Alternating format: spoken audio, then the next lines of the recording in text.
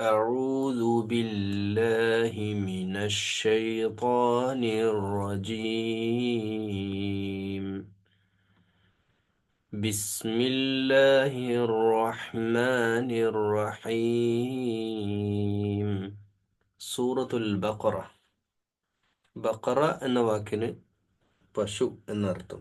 അതിന് സൂറത്തുകൾക്കൊക്കെ സാധാരണ ഒരു പേര് വരിക, ഒന്നെങ്കിൽ അതിൻ്റെ തുടക്കം, അല്ലെങ്കിൽ അത് പ്രതിപാദിക്കപ്പെട്ട ഒരു മെയിൻ പ്രധാന വിഷയത്തെ അതിൻ്റെ ഒരു പേരിട്ടു എന്നേ ഉള്ളൂ. അതിൽ പ്രത്യേകിച്ചൊന്നുമില്ല.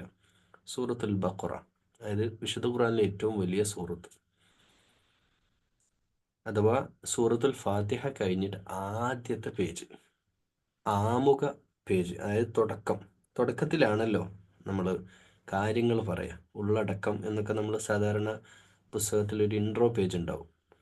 ഇതൊരു ഇൻട്രോ പേജ് തന്നെയാണ്. ഇതിൽ കൃത്യമായിട്ട് ഒരു വിഷയം പറയുന്നുണ്ട്, അടുത്ത പേജിൽ അതിൻ്റെ മറുവിഷയവും പറയുന്നുണ്ട്. അപ്പോൾ ആ രണ്ട് ഇതിൻ്റെ തുടർച്ചയായിട്ടുള്ള ഇത് മറ്റൊരു വീഡിയോയിലായിരിക്കും മിക്കവാറും അധികം ഉള്ളത് കൊണ്ട് നമുക്ക് അടുത്ത വീഡിയോയിലായിരിക്കും ചെയ്യുക. അതും കൂടെ ഒന്ന് കേൾക്കണം. നമുക്ക് പറഞ്ഞു നോക്കാം. ഫസ്റ്റ് തന്നെ വരുന്നത് അലിഫ് ലാം.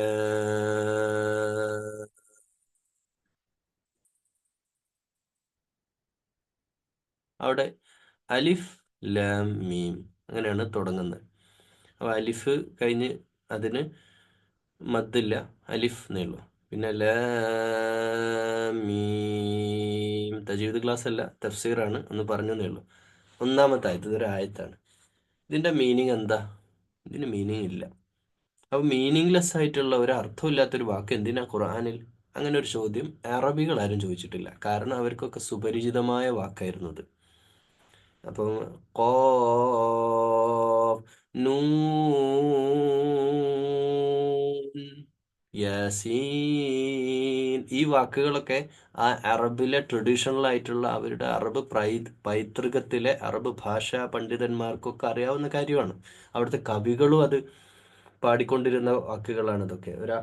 ഇപ്പോൾ നമ്മൾ ഉദാഹരണമായിട്ട് ഇപ്പോൾ ഒരു പാട്ട് തുടങ്ങുമ്പോൾ അതിൻ്റെ മുമ്പൊരു മ്യൂസിക് ഉണ്ടാവില്ലേ, അതുപോലെ ഒരു ഉദാഹരണം പറയാണ്. അപ്പോൾ അതിലേക്ക് നമ്മുടെ ശ്രദ്ധയെ കേന്ദ്രീകരിക്കാനുള്ള ഒരു സംവിധാനം, അങ്ങനെ അതിനെ കാണേണ്ടുള്ളൂ. അതിൽ പ്രത്യേകിച്ച് മീനിങ് ഇല്ല എന്ന് തന്നെയാണ്. ഓക്കെ, ഇനിയിപ്പോൾ ഉണ്ട് മറ്റെന്തെങ്കിലും ആണെങ്കിൽ അള്ളാഹു ആലം, എനിക്ക് അങ്ങനെ അറിവില്ല. ഓക്കെ, എൻ്റെ അറിവിൽ നിന്നുകൊണ്ടുള്ള കാര്യങ്ങൾ ഞാൻ പറയാണ്.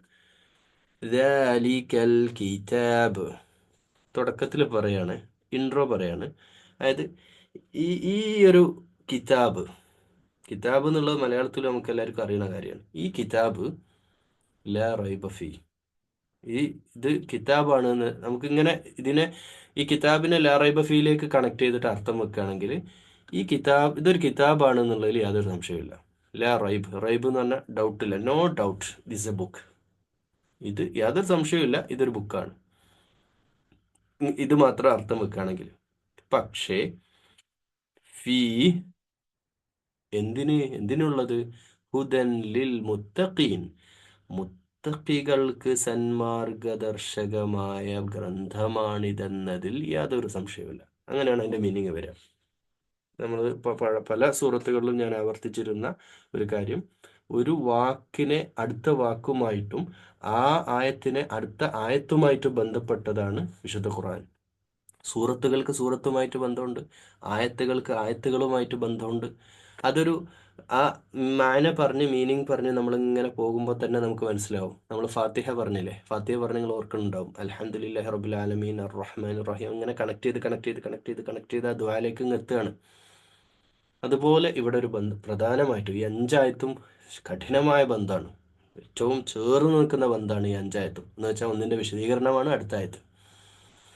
ذلك الكتاب لا ريب فيه هدى للمتقين.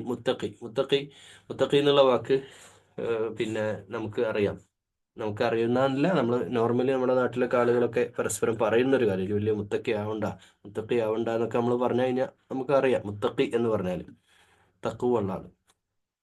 അപ്പോൾ തഖ്വ എന്താന്ന് വളരെ ബ്രീഫായിട്ടൊന്ന് പറഞ്ഞിട്ട് നമുക്ക് ഇതിലേക്ക് വരാം. തഖ്വ ബ്രീഫായിട്ട്, കാരണം വലിയ വിഷയമാണ്, അതൊക്കെ വലിയ വലിയ വിഷയങ്ങളാണ്. നമുക്ക് ഒരുപാട് വയല് നടത്തേണ്ടത്. കാരണം അറബ് ഭാഷ തന്നെ നമ്മൾ ഒരു വാക്കുകൾ കൊണ്ടോ രണ്ട് വാക്കുകൊണ്ടോ തീർക്കാവുന്നതല്ല. നമ്മൾ ഇത് കേൾക്കുന്ന, എൻ്റെ പ്രിയമുള്ള ഇത് കേൾക്കുന്ന ആളുകൾ, അള്ളാഹുവിനെ സ്നേഹിക്കുന്ന, വിശുദ്ധ ഖുർആനെ സ്നേഹിക്കുന്ന നിങ്ങളോട് പറയാനുള്ളത്, നിങ്ങൾ സമയം എടുത്തിട്ട് വേണം ഇത് കേൾക്കാൻ.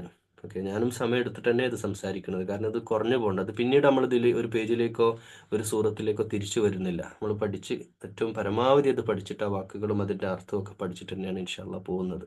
അള്ളാഹു ബർക്കത്ത് ചെയ്യട്ടെ. അപ്പോൾ ലിൽ മുത്തഖിൻ, തഖ്വ. തഖ്വയെ പറ്റി ഉമർ റളിയല്ലാഹു അൻഹു പറഞ്ഞൊരു വാക്കുണ്ട്. നമ്മളൊരു വിജനമായ കാട്ടിലൂടെ നടക്കുകയാണ്. കൂരിരുട്, ഒരു തുള്ളി വെളിച്ചല്ല. അങ്ങനെ നടന്നു പോകുന്ന സമയത്ത് മുമ്പിലും വലതുവശത്തും ഇടതുവശം നാലാ ഭാഗത്തുനിന്നും ഭയങ്കരമായ ശബ്ദങ്ങൾ, പേടിപ്പെടുത്തുന്ന ശബ്ദങ്ങളുണ്ട്. കാല് വെക്കുന്നിടത്തൊക്കെ എന്തൊക്കെയോ തടയുന്നുണ്ട്. ചിലപ്പോൾ അത് വലിയ കുഴിയാവാം, അല്ലെങ്കിൽ വലിയ കല്ലാവാം, ചിലപ്പോൾ പാമ്പാവാം, എന്തെങ്കിലും കടിക്കുന്ന ജന്തുക്കളാവാം, ചിലപ്പോൾ ഇപ്പം തന്നെ ആക്രമിക്കാൻ. കാരണം ഈ ഇരുട്ടത്ത് ഈ ജീവിവർഗങ്ങൾക്കൊക്കെ നമ്മളെ കാണാൻ പറ്റുമല്ലോ, നമ്മൾ അവരെയല്ലേ കാണത്തുള്ളൂ. അപ്പോൾ ആ ജീവികൾ എന്തെങ്കിലും വന്ന് ഇപ്പം നമ്മുടെ അറ്റാക്ക് ചെയ്തേക്കാം. അപ്പോൾ നമ്മൾ മെല്ലെ വളരെ സൂക്ഷ്മതയോടുകൂടെ ഓരോ സ്റ്റെപ്പ് വെച്ച് നമ്മൾ അവിടെ നിന്ന് രക്ഷപ്പെടാൻ വേണ്ടി, ആ വിജനമായ കാട്ടിൽ നിന്ന് രക്ഷപ്പെടാൻ ഓരോ സ്റ്റെപ്പും എത്ര സൂക്ഷിച്ചാൽ നമ്മൾ വെക്കുക. അതുപോലെ സൂക്ഷ്മതയോടെ ഈ ഭൂമിയിൽ ജീവിക്കുന്നതിൻ്റെ പേരാണ് തഖ്വ. മനസ്സിലായില്ലേ?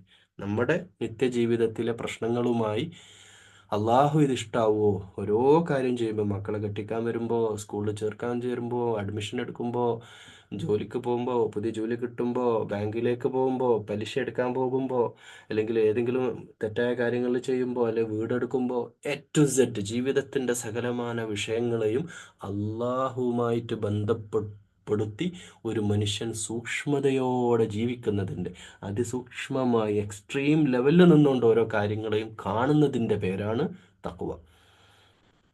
ചായ കുടിച്ചിട്ട് ഗ്ലാസ് അവിടെ വെക്കുമ്പോൾ അതിൽ ഇത്തിരി ബാക്കിയുണ്ട്. ജ്യൂസ് കുടിച്ചിട്ട് ഗ്ലാസ് അവിടെ വെക്കുമ്പോൾ ഇത്തിരി ബാക്കിയുണ്ട്. വെള്ളം കുടിച്ചിട്ട് ഗ്ലാസ് അവിടെ വെക്കുമ്പോൾ ഇത്തിരി വെള്ളം അവിടെ ബാക്കിയുണ്ട്. അത് കുടിക്കുക. കാരണം തഖ്വയാണ്, അള്ളാഹിൻ്റെ കാരുണ്യമാണ് ആ വെള്ളം. അള്ള കൊണ്ടുവന്ന റഹ്മത്ത് എത്രത്തോളം പ്രോസസ്സിങ്ങിലൂടെ ആകാശത്തൂടെ വന്ന് ഇറങ്ങിയ മഴയായി ധാരയായി പെയ്ത് ഭൂഗർഭജലമുണ്ടാക്കി അതിലൂടെ കിണറ്റിന്ന് വന്ന് അതിൻ്റെ ഒരു വഴി നോക്കണേ. അള്ളാഹു എത്രത്തോളം പ്രോസസ്സിങ്ങിലൂടെ വന്ന് അള്ളാഹിൻ്റെ റഹ്മത്താണ് കിടക്കുന്നത്. അതങ്ങനെ വേസ്റ്റ് ചെയ്യപ്പെടേണ്ടതല്ല. ഭക്ഷണമാവട്ടെ, എ ടു സെഡ് ഒക്കെ സൂക്ഷ്മതയാണ്. കുഞ്ഞു കുഞ്ഞു വിഷയങ്ങൾ മുതൽ വലിയ വലിയ കാര്യങ്ങൾ വരെ അള്ളാഹുവിൽ അതിസൂക്ഷ്മമായി ബന്ധപ്പെടുത്തി അങ്ങനെ മുത്തക്കിയായ ആളുകൾക്ക് മുത്തക്കികൾക്ക് ദാ ഇവിടെ ഈ വാക്ക് ഹുദ, സന്മാർഗം. അപ്പോൾ നമ്മൾ സ്വാഭാവികം ചോദിച്ചും ഖുർആൻ എല്ലാവർക്കും ഉള്ളതല്ലേ? ആണ്, എല്ലാവർക്കും ഉള്ളതാണ്. പിന്നെ മുത്തക്കികൾക്കാണ് ഹുദ കിട്ടുമെന്ന് പറഞ്ഞാൽ ശരിയാണ്, മുത്തക്കികൾക്കേ ഹുദ കിട്ടുള്ളൂ. ഖുർആൻ എല്ലാവർക്കും കിട്ടും. ഖുർആൻ നമ്മൾ ഓതണ്, നിങ്ങൾ ഓതണ്, എല്ലാവരും ഓതണ്. ഇപ്പം ഞാനും നിങ്ങളും പഠിക്കുന്നു, ആയിരക്കണക്കിന് ആളുകൾ പഠിക്കുന്ന ഖുർആൻ ഹിഫ്ള് ചെയ്യുന്നു. ലോകത്ത് 2 ബില്യൺ ആളുകൾ ഇപ്പോൾ ഖുർആൻ പാരായണം ചെയ്യുന്നുണ്ട്, മുസ്ലിങ്ങൾ.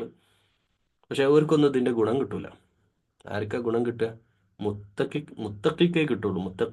മുത്തക്കികളായിട്ടുള്ള ലോകത്തെ എല്ലാ മുസ്ലിങ്ങൾക്കും. എല്ലാ മുസ്ലിങ്ങളും മുത്തക്കികളല്ല, എല്ലാ മുത്തക്കികളും മുസ്ലിങ്ങളാണ്. ആ വാക്ക് ഒന്നുകൂടി ഞാൻ പറയാം, പെട്ടെന്ന് പറയുമ്പോൾ മനസ്സിലാവില്ല. എല്ലാ മുത്തക്കികളും മുസ്ലിങ്ങളാണ്, പക്ഷെ എല്ലാ മുസ്ലിങ്ങളും, മുസ്ലിം നാമധാരികളും മുത്തക്കികൾ അല്ല. അപ്പോൾ ആരാണ് മുത്തഖി എന്നുള്ളതാണ് ഈ പേജിൽ തുടക്കത്തിൽ പറയുന്നത്. നിങ്ങൾ ആലോചിച്ച് നോക്കൂ, എന്ത് മനോഹരമായിട്ടാണ് ഖുറാന് അതിൻ്റെ പേജ് സ്ട്രക്ചർ വെച്ചിട്ടുള്ളത്. ഫാത്തിഹ കഴിഞ്ഞ് ദുആ കഴിഞ്ഞിട്ട് നേരെ ഇൻട്രോ പേജിൽ കാര്യം ആർത്ത് മുറിച്ചങ്ങ് പറഞ്ഞു, മുറിച്ചട് പറഞ്ഞു. അല്ലാ, ഇത് ഈ ബുക്ക് ഖുർആൻ, ഈ കിതാബ് ഉണ്ടല്ലോ, ഇത് അള്ളാഹുവിനെ സൂക്ഷിച്ച് ജീവിക്കണമെന്ന ഉത്തമ ബോധ്യത്തോടെ ജീവിക്കുന്നവർക്ക് മാത്രമേ ഇത് ഹുദയായിട്ട് മാറുകയുള്ളൂ എന്ന് കൃത്യമായി പറഞ്ഞു എന്ന് മാത്രമല്ല, ആ മുത്തക്കികൾക്ക് 5 ഗുണങ്ങൾ താഴെ എണ്ണി പറഞ്ഞ് ഹുമുൽ മുഫ്ലിഹൂൻ, അവരാണ് വിജയികൾ എന്നും പറഞ്ഞു. അവർക്കാണ് ഈ ഖുർആൻ കൊണ്ട് പ്രയോജനം ഉണ്ടാവും. അപ്പം ഈ എൻ്റെ ഈ എത്ര പേര് മാഷാ അള്ളാഹ് അൽഹംദുലില്ലാ പിന്നെയും പിന്നെ അള്ളാഹിനെ സ്തുതിക്കാണ്, ഈ യൂട്യൂബിലൂടെ ഈ ചാനലിലൂടെ എത്ര പേരാണ് വിശുദ്ധ ഖുർആൻ്റെ അർത്ഥം പഠിക്കാൻ വേണ്ടി മുന്നോട്ട് വരുന്നത്, എത്ര പേരാണ് ഇത് കണ്ടുകൊണ്ടിരിക്കുന്നത്. പക്ഷേ ആ കാണുന്നവരോടൊക്കെ പറയാനുള്ളത്, ഞാനും നിങ്ങളും മുത്തഖിയായെങ്കിൽ മാത്രമേ ഇതുകൊണ്ട് നമുക്ക് ഹിദായത്ത് കിട്ടുള്ളൂ. ഹിദായത്തിൽ, സന്മാർഗത്തിൽ, അള്ളാഹിൻ്റെ മാർഗത്തിൽ, അതായത് അമ്പിയ മുർസലുകളുടെയും സ്വർഗത്തിലേക്കുള്ള വഴിവെട്ടി ആ പാതയിൽ സഞ്ചരിച്ച ആ പുണ്യപുരുഷന്മാരുടെ ആ പൈതൃകത്തിൻ്റെ പാരമ്പര്യത്തിൽ നമ്മൾ ഉൾക്കൊള്ളണമോ നമ്മൾ മുത്തക്കിയാവണം. എന്താണ് മുത്തക്കി? അത് തുടർന്നുള്ള മുത്തക്കികളുടെ ഗുണങ്ങൾ നമ്മൾ പറയാൻ പോവാ. എൻ്റെ ഒന്നുകൂടെ പറയാം. മുത്തക്കി എന്ന് പറഞ്ഞാലേ അതിസൂക്ഷ്മതയോടുകൂടെ ഓരോ സ്റ്റെപ്പും വെക്കുന്നവർ, കയ്യിലേക്ക് വരുന്ന പൈസ ഹലാലാണെന്ന് ഉറപ്പ് വരുത്തുന്നവർ, ഉമ്മാനോട് സംസാരിക്കുമ്പോൾ ഉപ്പാനോട് സംസാരിക്കുമ്പോൾ സംസാര മര്യാദകൾ, കണ്ണുകൊണ്ട് കാണാൻ പാടില്ലാത്തത് കാണാതെ, കാണാൻ പറ്റുമായിരുന്നിട്ടും റൂമിലൊറ്റക്ക് ആരുമില്ല എന്തും കാണാം, പക്ഷെ കാണുന്നില്ല. കാണാത്തത് എന്തേ?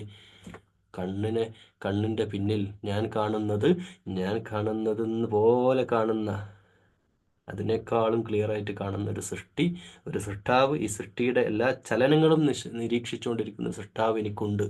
ആ റബ്ബ് എൻ്റെ എല്ലാം അറിയുന്നുണ്ട്. എൻ്റെ മനോമുകുരങ്ങളിൽ ഞാൻ ചിന്തിക്കുന്ന എൻ്റെ ചിന്തകളുടെ തെറ്റായ വിചാരങ്ങളിൽ വരെയുള്ള ചിന്തകൾ വരെ നാളെ വിചാരണ ചെയ്യപ്പെടുമെന്ന ബോധത്തോടെ ജീവിക്കുന്ന അതിസൂക്ഷ്മശാലിയായ ഒരു മുത്തഖിയെ പറ്റിയാണ് ഇവിടെ പറയാം. അപ്പോൾ ഈ തഖ്വ അളക്കാൻ ആരും അളക്കാൻ പോകണ്ട കേട്ടോ. അത് പറയുമ്പോഴും ഒരാൾ മുത്തഖിയാണോ അല്ലേ എന്നൊന്നും നമുക്കാർക്കും പറയാൻ പറ്റില്ല കേട്ടോ.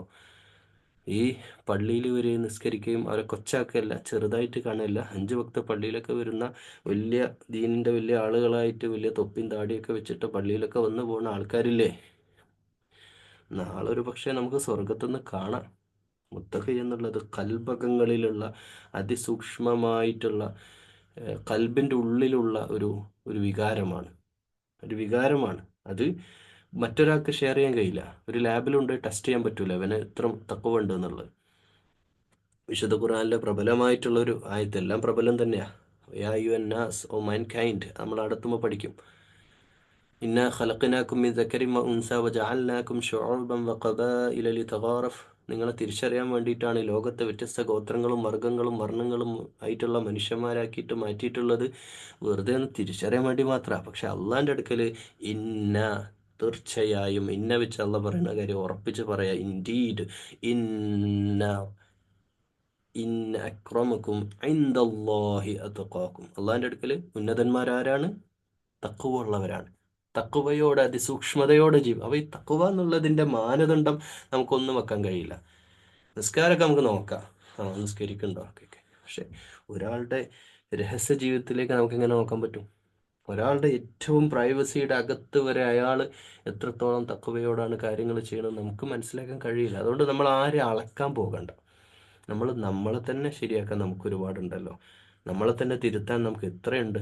അപ്പം നമ്മളെല്ലാവരും നമ്മുടെ വിഷയത്തിൽ, പ്രത്യേകിച്ച് ഈ ഖുർആൻ ഇനിയുള്ള ക്ലാസ്സുകളിലൊക്കെ സംസാരങ്ങളിലൊക്കെ ഞാനിത് പറയുമ്പോൾ ഞാനൊരു വലിയ നല്ല മനുഷ്യൻ, നിങ്ങൾ ഈ കേൾക്കുന്ന ശ്രോതാക്കളായ നിങ്ങളൊക്കെ വളരെ മോശക്കാർ എന്ന രീതിയിൽ ഞാൻ ക്ലാസ് എടുക്കാൻ പാടില്ല. ഞാൻ പറഞ്ഞതിൻ്റെ പോയിന്റ് മനസ്സിലായില്ലേ? നിങ്ങളിത് കേൾക്കുമ്പോൾ ഞാനെല്ലാം തികഞ്ഞ ആള്, ഇതൊക്കെ ഞാൻ കുറെ കേട്ടതാ എന്ന ധാരണ ഉണ്ടാവരുത്. അതിലപ്പുറത്തേക്ക് എനിക്കെന്തെങ്കിലും തിരുത്താനുണ്ടോ? ഇപ്പം സൂറത്തു മുനാഫിഖൂൻ ഇറങ്ങിയ സമയത്ത് ഉമർ റളിയല്ലാഹു അൻഹുവിന് വരെ ശക്ക് വന്നത്രേ, ഞാൻ മുനാഫിഖിൽ പെട്ടവനാണോ എന്ന്. എന്നിട്ട് നബി സല്ലല്ലാഹു അലൈഹി വസല്ലമയുടെ അടുത്ത് വന്ന് ചോദിച്ചു എന്നാണ്. അത്രത്തോളം കൽബിനെ നമ്മൾ അള്ളാഹുവായിട്ട് ബന്ധിപ്പിച്ച് നിർത്തിയിട്ട് സ്വയം വിചാരണയുടെ യാത്രയാണ് ഇത്. അള്ളാഹിൻ്റെ കലാമാണ്. അള്ളാഹ് നമ്മളോട് സംസാരിക്കുകയാണ്. അൽഹംദുലില്ലാ, ഞാനെന്ത് ഭാഗ്യം ചെയ്തവനല്ലേ നിങ്ങളോട് ഇങ്ങനെ സംസാരിക്കുമ്പോൾ. ഈ പ്രപഞ്ച സൃഷ്ടാവായ റബ്ബിൻ്റെ കലിമ, ആ കലാം നിങ്ങളോട് സംസാരിക്കാൻ ഒരു മനുഷ്യനെ അള്ളാഹു തെരഞ്ഞെടുത്ത് വെച്ചിരിക്കുകയല്ലേ. അൽഹംദുലില്ലാ തുമ്മ അൽഹംദുലില്ലാ. അപ്പോൾ ആ മനുഷ്യൻ നിങ്ങളോട് ഇങ്ങനെ സംസാരിക്കുകയല്ലേ, നിങ്ങളതിങ്ങനെ കേൾക്കുകയല്ലേ. നിങ്ങൾ ഏത് സംസാരം കേൾക്കുന്നത്? നിങ്ങൾ അള്ളാഹുവിൻ്റെ വചനങ്ങളാണ് കേൾക്കുന്നത്. എൻ്റെ അഭിപ്രായം ഞാൻ കയറി പറയില്ല കേട്ടോ. ഏതെങ്കിലും ഒരു അർത്ഥം ആശയം വെച്ചിട്ട് എൻ്റെ ഇഷ്ടത്തെ നിങ്ങളോട് പറയാൻ അള്ളാഹു അതിൽ നിന്ന് തന്നെ കാക്കട്ടെ. നാഴുതുബില്ല. എപ്പോഴുള്ള തേട്ടവും പ്രാർത്ഥനയാണ്. ഇൽമിൽ അള്ളാഹു ബർക്കത്ത് ചെയ്യട്ടെ. സത്യം ജനങ്ങളോട് തുറന്നു പറയാൻ, ആളുകൾക്ക് മനസ്സിലാകുന്ന രീതിയിൽ പറയാൻ അള്ളാഹു തൗഫീഖ് ചെയ്യട്ടെ. റബ്ബിഷ്റഹ് ലി സ്വദ്രി വയസ്സിർ ലി അംരി വഹ്ലുൽ ഉഖ്ദതം മിൻ ലിസാനി യഫ്ഖഹു ഖൗലി.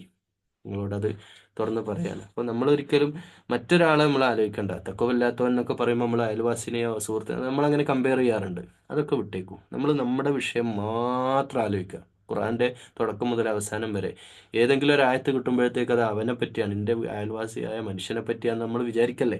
നമ്മളെ തിരുത്താനുള്ള ഒരു ആത്മവിചാരണയും തസ്കിയത്തും തർബിയത്തും നമുക്കുണ്ടാവുക. അതാണ് ഇതിലൂടെ നമ്മൾ ആദ്യമായിട്ട് ലക്ഷ്യമിടുന്നത്. എപ്പോഴും ഈ മുത്തഖി എന്ന് പറഞ്ഞപ്പോൾ നമ്മളെന്താ വിചാരിക്കുക? ഓ, ഞാൻ മുത്തഖി. ഈ ക്ലാസ് എടുക്കണ ഞാൻ എന്താ വിചാരിക്കുക? ഞാൻ മുത്തഖി. അല്ല സഹോദരന്മാരെ, അവിടെയാണ് എൻ്റെ പ്രിയമുള്ള സഹോദരിമാരും കേൾക്കുന്ന സഹോദരന്മാരോട് പറയണം, നമ്മളല്ല മുത്തഖി. അതെന്താ പറയുന്നത്? അതിങ്ങനെ പറഞ്ഞേ പറ്റൂ. നമ്മൾ മുത്തഖി അല്ല. നമ്മുടെ തഖ്വയുടെ അളവൊക്കെ വളരെ കുറവാണ്. പേഴ്സൻറ്റേജ് വെച്ച് നോക്കുക. ഇപ്പം ഞാനും നിങ്ങൾ സംസാരിക്കുമ്പോൾ നിങ്ങളിൽ ഒരാൾ ഈ സംസാരത്തെ വളരെ വളരെ ശ്രദ്ധയോടുകൂടി അള്ളാഹിൻ്റെ കലാമ് പഠിക്കാനുള്ള അതിയായ ആഗ്രഹവുമായിട്ട്, അതിനൊന്നും മദ്രസ കാലഘട്ടത്തിലൊക്കെ സാധിക്കാത്തവർ വളരെ സ്നേഹത്തോടു കൂടി ഇത് കേൾക്കുമ്പോൾ അവരുടെ മനസ്സുകളിലേക്ക്, അവരുടെ മനോമുകുരങ്ങളിലേക്ക് ഈ വജിലത്ത് കുലൂബുഹും സാദത്തുഹും ഈമാന, അവരുടെ ഈമാൻ അതിങ്ങനെ തിളക്കുന്ന ഈമാനുമായിട്ട്, അവരുടെ കൽബ് ഇങ്ങനെ വിറക്കുന്ന ഈമാനോടുകൂടി തക്കവയോട് അവർ കേൾക്കുന്നവരുണ്ടാവും. 100% തക്കവ സൂക്ഷ്മാലുക്കളായ മനുഷ്യന്മാരുണ്ടാവും ഇത് കേൾക്കുന്നത്. എന്നാൽ ഇത് വെറുതെ ഒരു നേരം പോക്കിന് വേണ്ടിയാണ്, ഒരു ഖുർആൻ ക്ലാസ് അല്ലേ, അത് കേട്ടേക്കാം എന്ന് വിചാരിച്ച് കേൾക്കുന്നവരുണ്ടാവാം.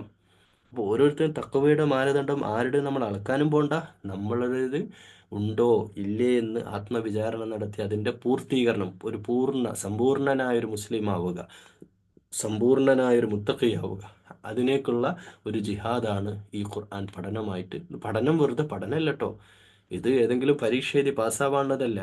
ഇത് നമ്മുടെ ജീവിതമാകുന്ന പരീക്ഷയിലേക്ക് നമ്മളെ സ്വയം തയ്യാറെടുപ്പിക്കാനുള്ള പഠനമാണ്.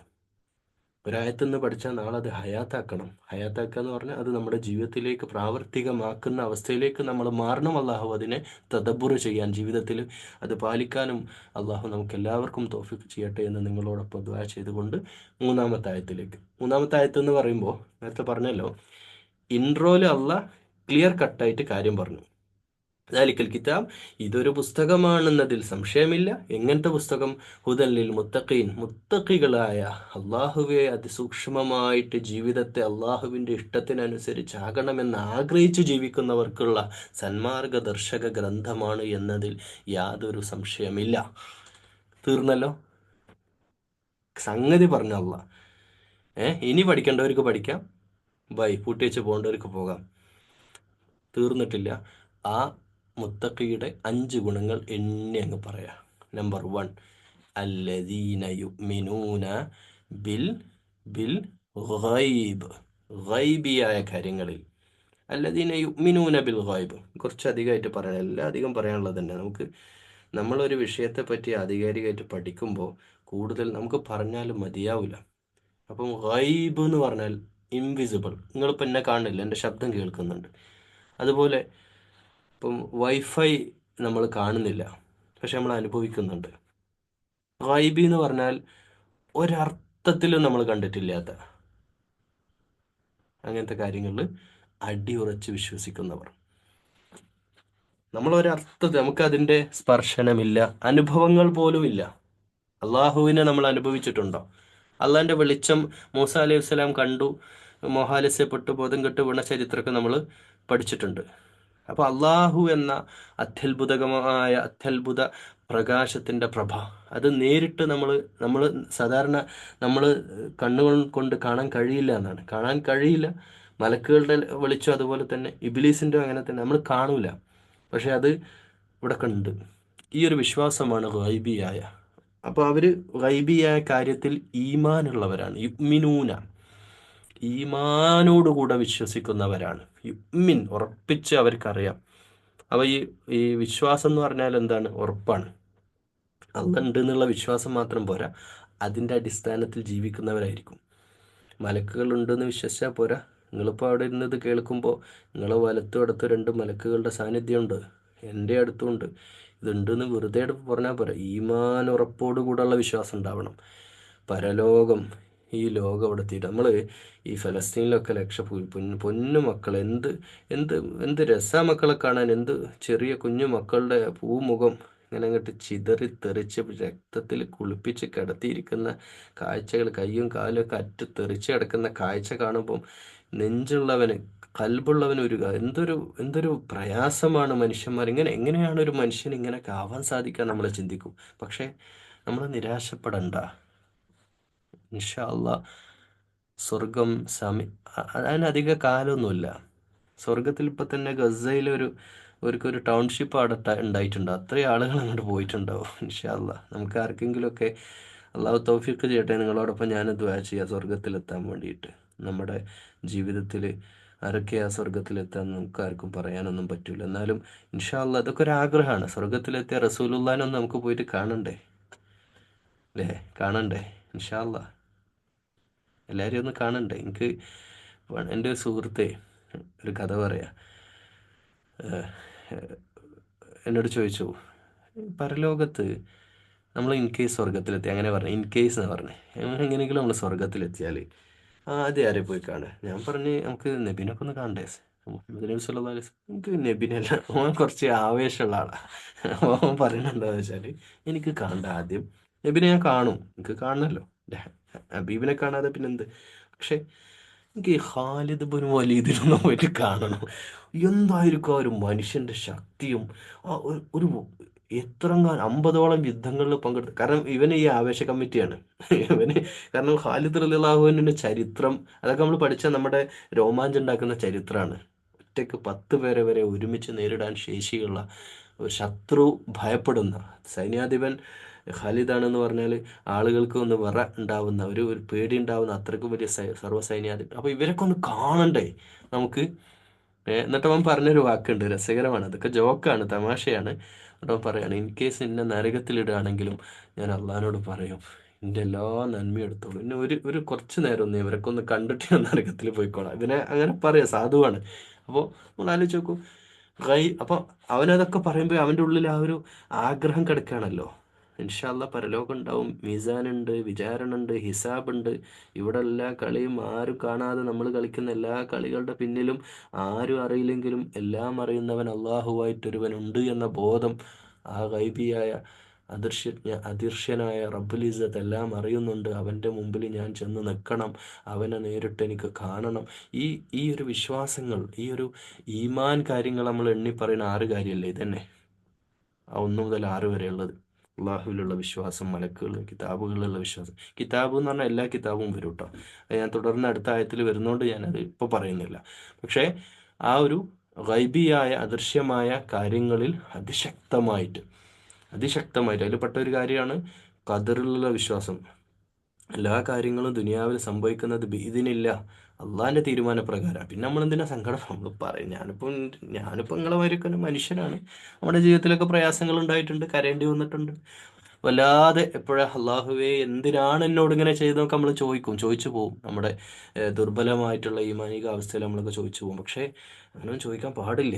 കാരണം ഇത് ഞാൻ നിങ്ങളോട് പറയുമ്പോഴും, കാരണം നമ്മുടെ ജീവിതത്തിൽ തരുന്ന അള്ളാഹു തരുന്ന പ്രതിസന്ധികൾ, ബുദ്ധിമുട്ടുകൾ, അതിലൊക്കെ നമ്മൾ ക്ഷമിച്ചേ പറ്റൂ. കാരണം അത് അള്ളാഹ് തരുന്നതാണ്, രണ്ട് കൈ നീട്ടി സ്വീകരിക്കുക. ഇതിനില്ല, ഖദ്ദർ അള്ളാഹിൻ്റെ കഴിവിൽപ്പെട്ട കാര്യങ്ങളാണ്, നമുക്കൊന്നും ചെയ്യാൻ കഴിയില്ല. അപ്പോൾ ഒന്നാമത്തേത് ഗൈബിയായ കാര്യങ്ങളിലുള്ള അടിയുറച്ച വിശ്വാസം, കർമ്മം.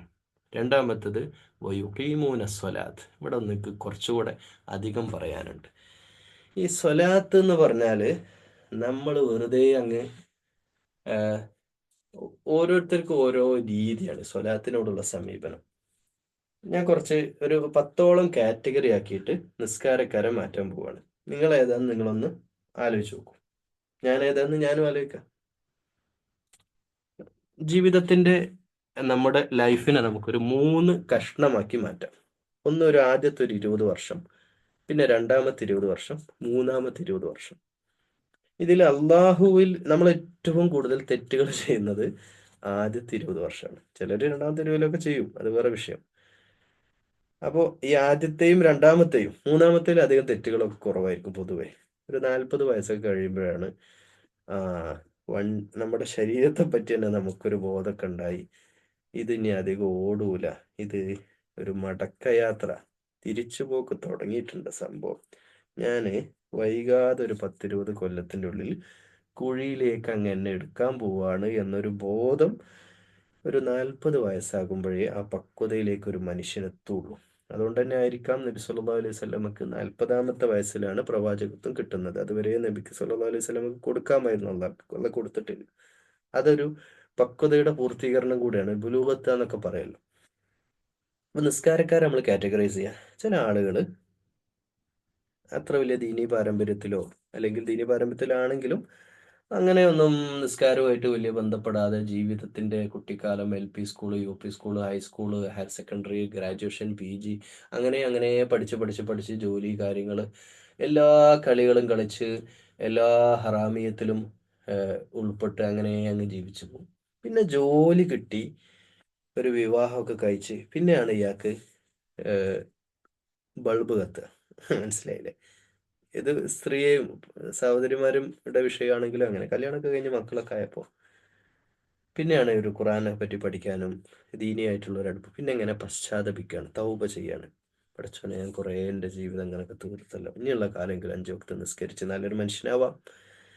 അതാണ് ഒരു കാറ്റഗറി. രണ്ടാമത്തെ കാറ്റഗറി ഒരു 10-40 വയസ്സ് വരെ എല്ലാ കളികളും എല്ലോ ഹറാമായ സമ്പത്തൊക്കെ ഉണ്ടാക്കി ഏതൊക്കെ വഴിയാണെന്നറിയില്ല, ആരൊക്കെ പറ്റിച്ച് എന്തൊക്കെയോ ചെയ്ത്, നാവിന് കൺട്രോൾ ഇല്ല, കണ്ണിന് കൺട്രോൾ, എല്ലാ ഹറാമിയത്തും ചെയ്തിട്ട് ജീവിച്ച ഒരാൾ 40 വയസ്സൊക്കെ കഴിഞ്ഞിട്ട് ഇങ്ങനെ ആലോചിക്കാണ്, പടച്ചോനെ ജീവിതം കഴിഞ്ഞല്ലോ, തീർന്നല്ലോ ജീവിതം.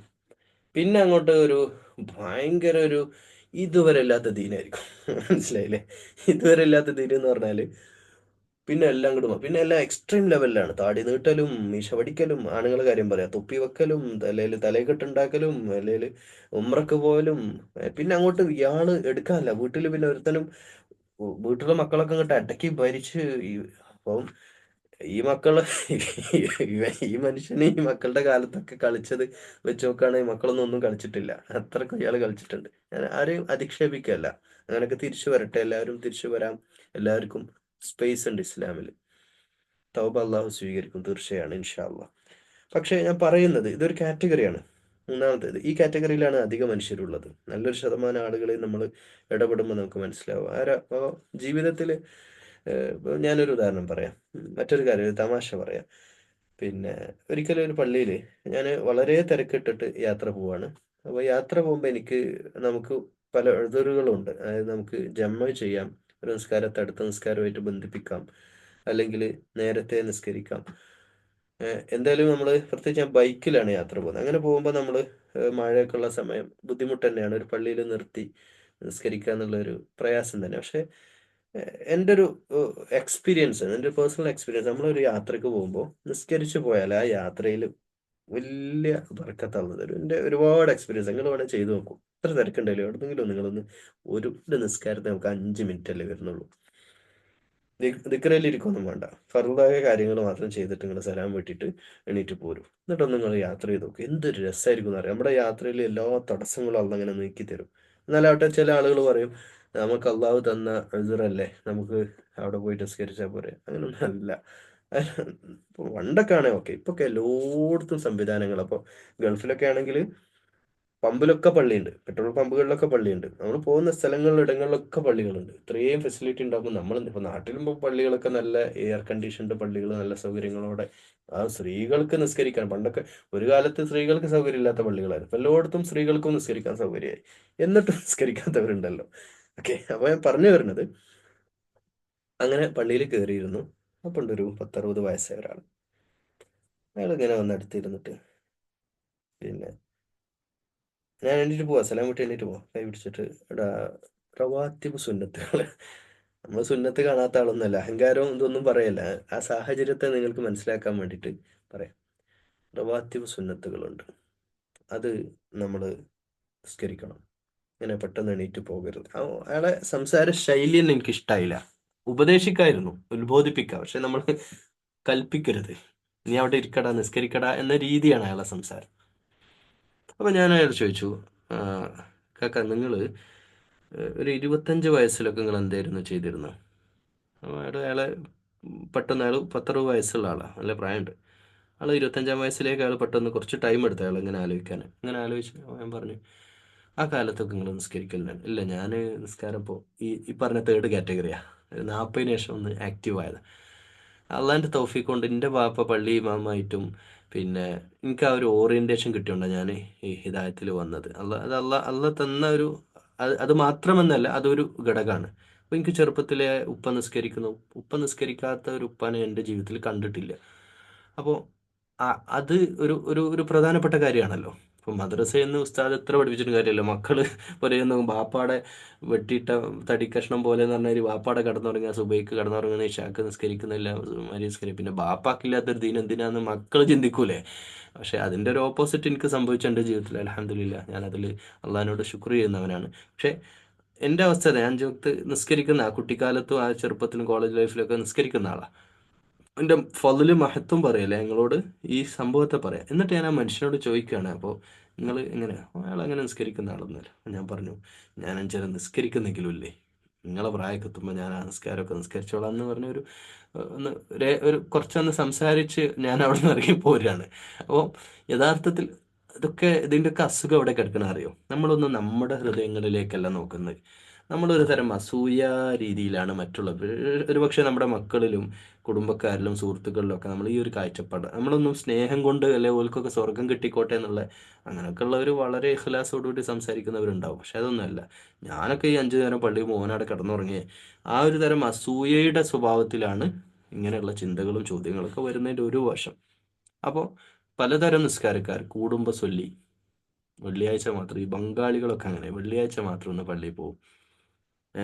പിന്നെ അതുപോലെ തന്നെ കൊല്ലത്തിൽ റമദാനിലൊന്നും ഇങ്ങോട്ട് ആക്റ്റീവായിട്ട് എന്തോ ഒരു നിസ്കാരമാണ് റമദാനിയുകളും. അല്ല, അപ്പോൾ റമദാനിൽ മാത്രമാണ് ഇതുള്ളതെന്ന് തോന്നിപ്പോവും അവരൊക്കെ വരുന്നത് കണ്ടു കഴിഞ്ഞാൽ. എന്തൊരു തിരക്കാണ് പള്ളിയിൽ. റമദാൻ കഴിഞ്ഞാൽ അടുത്ത മാസം ആരും കാണില്ല. പെരുന്നാളുടെ അന്ന് തന്നെ ആരും ഉണ്ടാവില്ല പള്ളിയിൽ. ഒരു ശൂന്യമായി ബൈ ടാറ്റ പറഞ്ഞ പോലെയാണ്. അങ്ങനെയൊക്കെ ആളുകൾ നിസ്കാരക്കാർ പല വകയുണ്ട്. പക്ഷെ യഥാർത്ഥ നിസ്കാരക്കാർ ആരാണ്? അവർ മരിക്കുന്നത് വരെ യുഖീമൂന സ്വലാത്ത്, യുഖീമൂന എന്നുള്ള വാക്കാണ് അടിവരയിട്ട് നമ്മൾ മനസ്സിലാക്കേണ്ടത്. നിലനിർത്തുന്ന, കണ്ടിന്യൂസ് ആയിട്ട്, ദായിമൂൻ എന്ന് മറ്റൊരു ആയത്തിൽ പറഞ്ഞു, സ്ഥിരമായി അവരുടെ സ്വലാത്ത് സ്ഥിരമായി മുറ തെറ്റാതെ അത് കൊണ്ടുനടക്കുക. അങ്ങനെ കൊണ്ടുനടക്കുന്നവർക്ക് അവർക്കേ സാധിക്കുള്ളൂ മുത്തക്കിയാവാൻ. അതാണ് അതിൻ്റെ പ്രശ്നം. നിങ്ങൾ ആലോചിക്കുക, എന്തൊക്കെ ഹറാമിൻ്റെ ഇടയിലാണ് നമ്മൾ ജീവിക്കുന്നത്. ഇത് തുറക്കാൻ കഴിയുമോ നമുക്ക്? ഈ നമ്മുടെ മൊബൈൽ ഒന്ന് ടച്ച് ചെയ്ത് ഏതെങ്കിലും ഒരു വിഷ്വൽ എടുക്കാൻ കഴിയുമോ? യൂട്യൂബ് തുറക്കാൻ പറ്റുമോ? ഇൻസ്റ്റ തുറക്കാൻ പറ്റുമോ? എന്തൊക്കെയാ ഈ കാണുന്നത്? എന്തൊക്കെ ഹറാമിൻ്റെ ഇടയിലൂടെയൊക്കെ നമ്മൾ ജീവിക്കണത്? അതിനൊക്കെ നമ്മുടെ മനസ്സിനെ, കൽബിനെ പിടിച്ചു നിർത്തണമെങ്കിലേ നിസ്കാരം എന്ന് പറയുന്ന, നിസ്കാരത്തെ പറ്റിയും ഖുർആൻ പറഞ്ഞത് തെറ്റുകളിൽ നിന്ന് നമ്മളെ തടയാനുള്ള പരിചയമാണെന്നാണ്.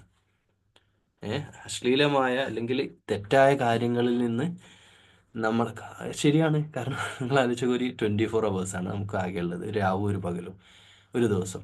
അതിൽ നമ്മൾ സുബ്ഹയ്ക്ക് എണീക്കണ നിസ്കാരത്തോടു കൂടിയാണ്. അത്രയും നേരത്തെ അള്ളൊരു നിസ്കാരം അവിടെ വെച്ചിരിക്കുന്നത്. ആലോചിക്കുക, എന്തുമാത്രം മനുഷ്യനെ അറിയുന്ന അള്ളയാണ് ഈ സംവിധാനം ഉണ്ടാക്കി. അതിരാവിലെ നമ്മൾ നിസ്കരിക്കണം. അപ്പോൾ അങ്ങനെ നിസ്കരിക്കണതിൻ്റെ മുമ്പ് നമ്മൾ കഴിഞ്ഞിട്ട് നമ്മുടെ ജഡികമായ താല്പര്യമാണല്ലോ ഈ ഉറക്കം, പിന്നെ മടി. മനുഷ്യൻ എന്ന് പറഞ്ഞാൽ പൊതുവെ മടിയനാണ്. ഞാനും മടിയനാണ്, നിങ്ങളും മടിച്ചാണ്, മടിയനാണ്. ഓക്കെ, അപ്പോൾ സ്ത്രീകളാണ് മടിച്ചാണ്. ഇത് നമ്മൾ പൊതുവേ മടിയന്മാരാണ്. നമുക്കൊരു കാര്യം ചെയ്യാതെ എവിടെയെങ്കിലും കാല് നീട്ടി കിടക്കാൻ പറ്റിയ നമ്മൾ അതിന് പറ്റുമെങ്കിൽ അത് നോക്കുന്നവരാണ് നമ്മളൊക്കെ. ഓക്കെ, അങ്ങനെ ഈ ഒരു മടി, ഈ ഒരു അലസതയിൽ നിന്ന് നമ്മളെ എണീപ്പിക്കുന്ന സുബ്ഹ് ബാങ്ക്, അസ്സലാത്തു ഖൈറും മിനൻ നൗം. അതിപ്പോൾ നേരം വൈകി ഉറങ്ങാനാണെങ്കിൽ എന്തായാലും നിങ്ങൾ എണീറ്റോളണം, അതാണ് കൽപ്പന അല്ലേ? അപ്പോൾ അസ്സലാത്തു ഖൈറും മിനൻ നൗം, എണീക്കണ്. ആ എണീക്കുമ്പോൾ വെറുതെ എണീറ്റാൽ പോരല്ലോ, നമുക്ക് ഉളു എടുക്കണം. ഉളു എടുക്കണേ നമ്മൾ പോയിട്ട് വെള്ളം തൊടണം. വെള്ളം തൊടാൻ സ്വാഭാവികമായിട്ടും നമുക്ക് നമ്മുടെ വയറ്റിൻ്റെ ഉള്ളിലുള്ളത് മലമൂത്ര വിസർജനമൊക്കെ അവിടെ നടക്കണം. അപ്പോൾ സ്വാഭാവികമായിട്ടും അത് നമുക്ക് ഹെൽത്തിയായി ആരോഗ്യം അവിടെ ഉണ്ടാവുന്നുണ്ട്. കാരണം ഇത് കൂടുതൽ സമയം ബാത്റൂമിൽ പോകാതെ കിടന്നുറങ്ങുന്നവന് ഗ്യാസ് നിറയും, വയറ് സംബന്ധമായ അസുഖങ്ങളുണ്ടാവും. ഓവർ ടൈം അങ്ങനെ കിടക്കാൻ പറ്റില്ല. അത് ശരീരത്തിന് പ്രശ്നം ഉണ്ടാക്കുന്ന ഏറ്റവും വലിയൊരു പ്രശ്നമാണ്. അപ്പം ഇത്ര സമയം അങ്ങനെ കിടന്നുറങ്ങണ്ട, നിങ്ങൾ എണീക്ക്. ഖുറാൻ്റെ മറ്റൊരു ഭാഷ പറഞ്ഞാൽ രാത്രിയുടെ പകുതി ഉറങ്ങിയാൽ മതി എന്ന് ഒരു വാക്ക്. ഓക്കെ, അപ്പോൾ ആ പകുതി രാത്രി അല്ലെങ്കിൽ ആ സമയം ഉറങ്ങിയിട്ട് എന്നിട്ട് നമ്മൾ എണീറ്റ് സുബൈക്ക്, പിന്നെ അതോട്ട് പിന്നെ നമ്മൾ ആക്റ്റീവായി പിന്നെ ഒന്ന് കിടന്നുറങ്ങുന്നവരും ഉണ്ട്, അത് വേറെ വിഷയം. പക്ഷേ ആ ഉറക്കം നമുക്ക് മാറി. പിന്നെ എനിക്ക് അൽഹംദുലില്ലാ എൻ്റെ ജീവിതത്തിൽ വലിയ വലിയ ആലിമീങ്ങളുമായിട്ട് നിരന്തരമായിട്ട് ഇടപെടാൻ പറ്റിയിട്ടുണ്ട്.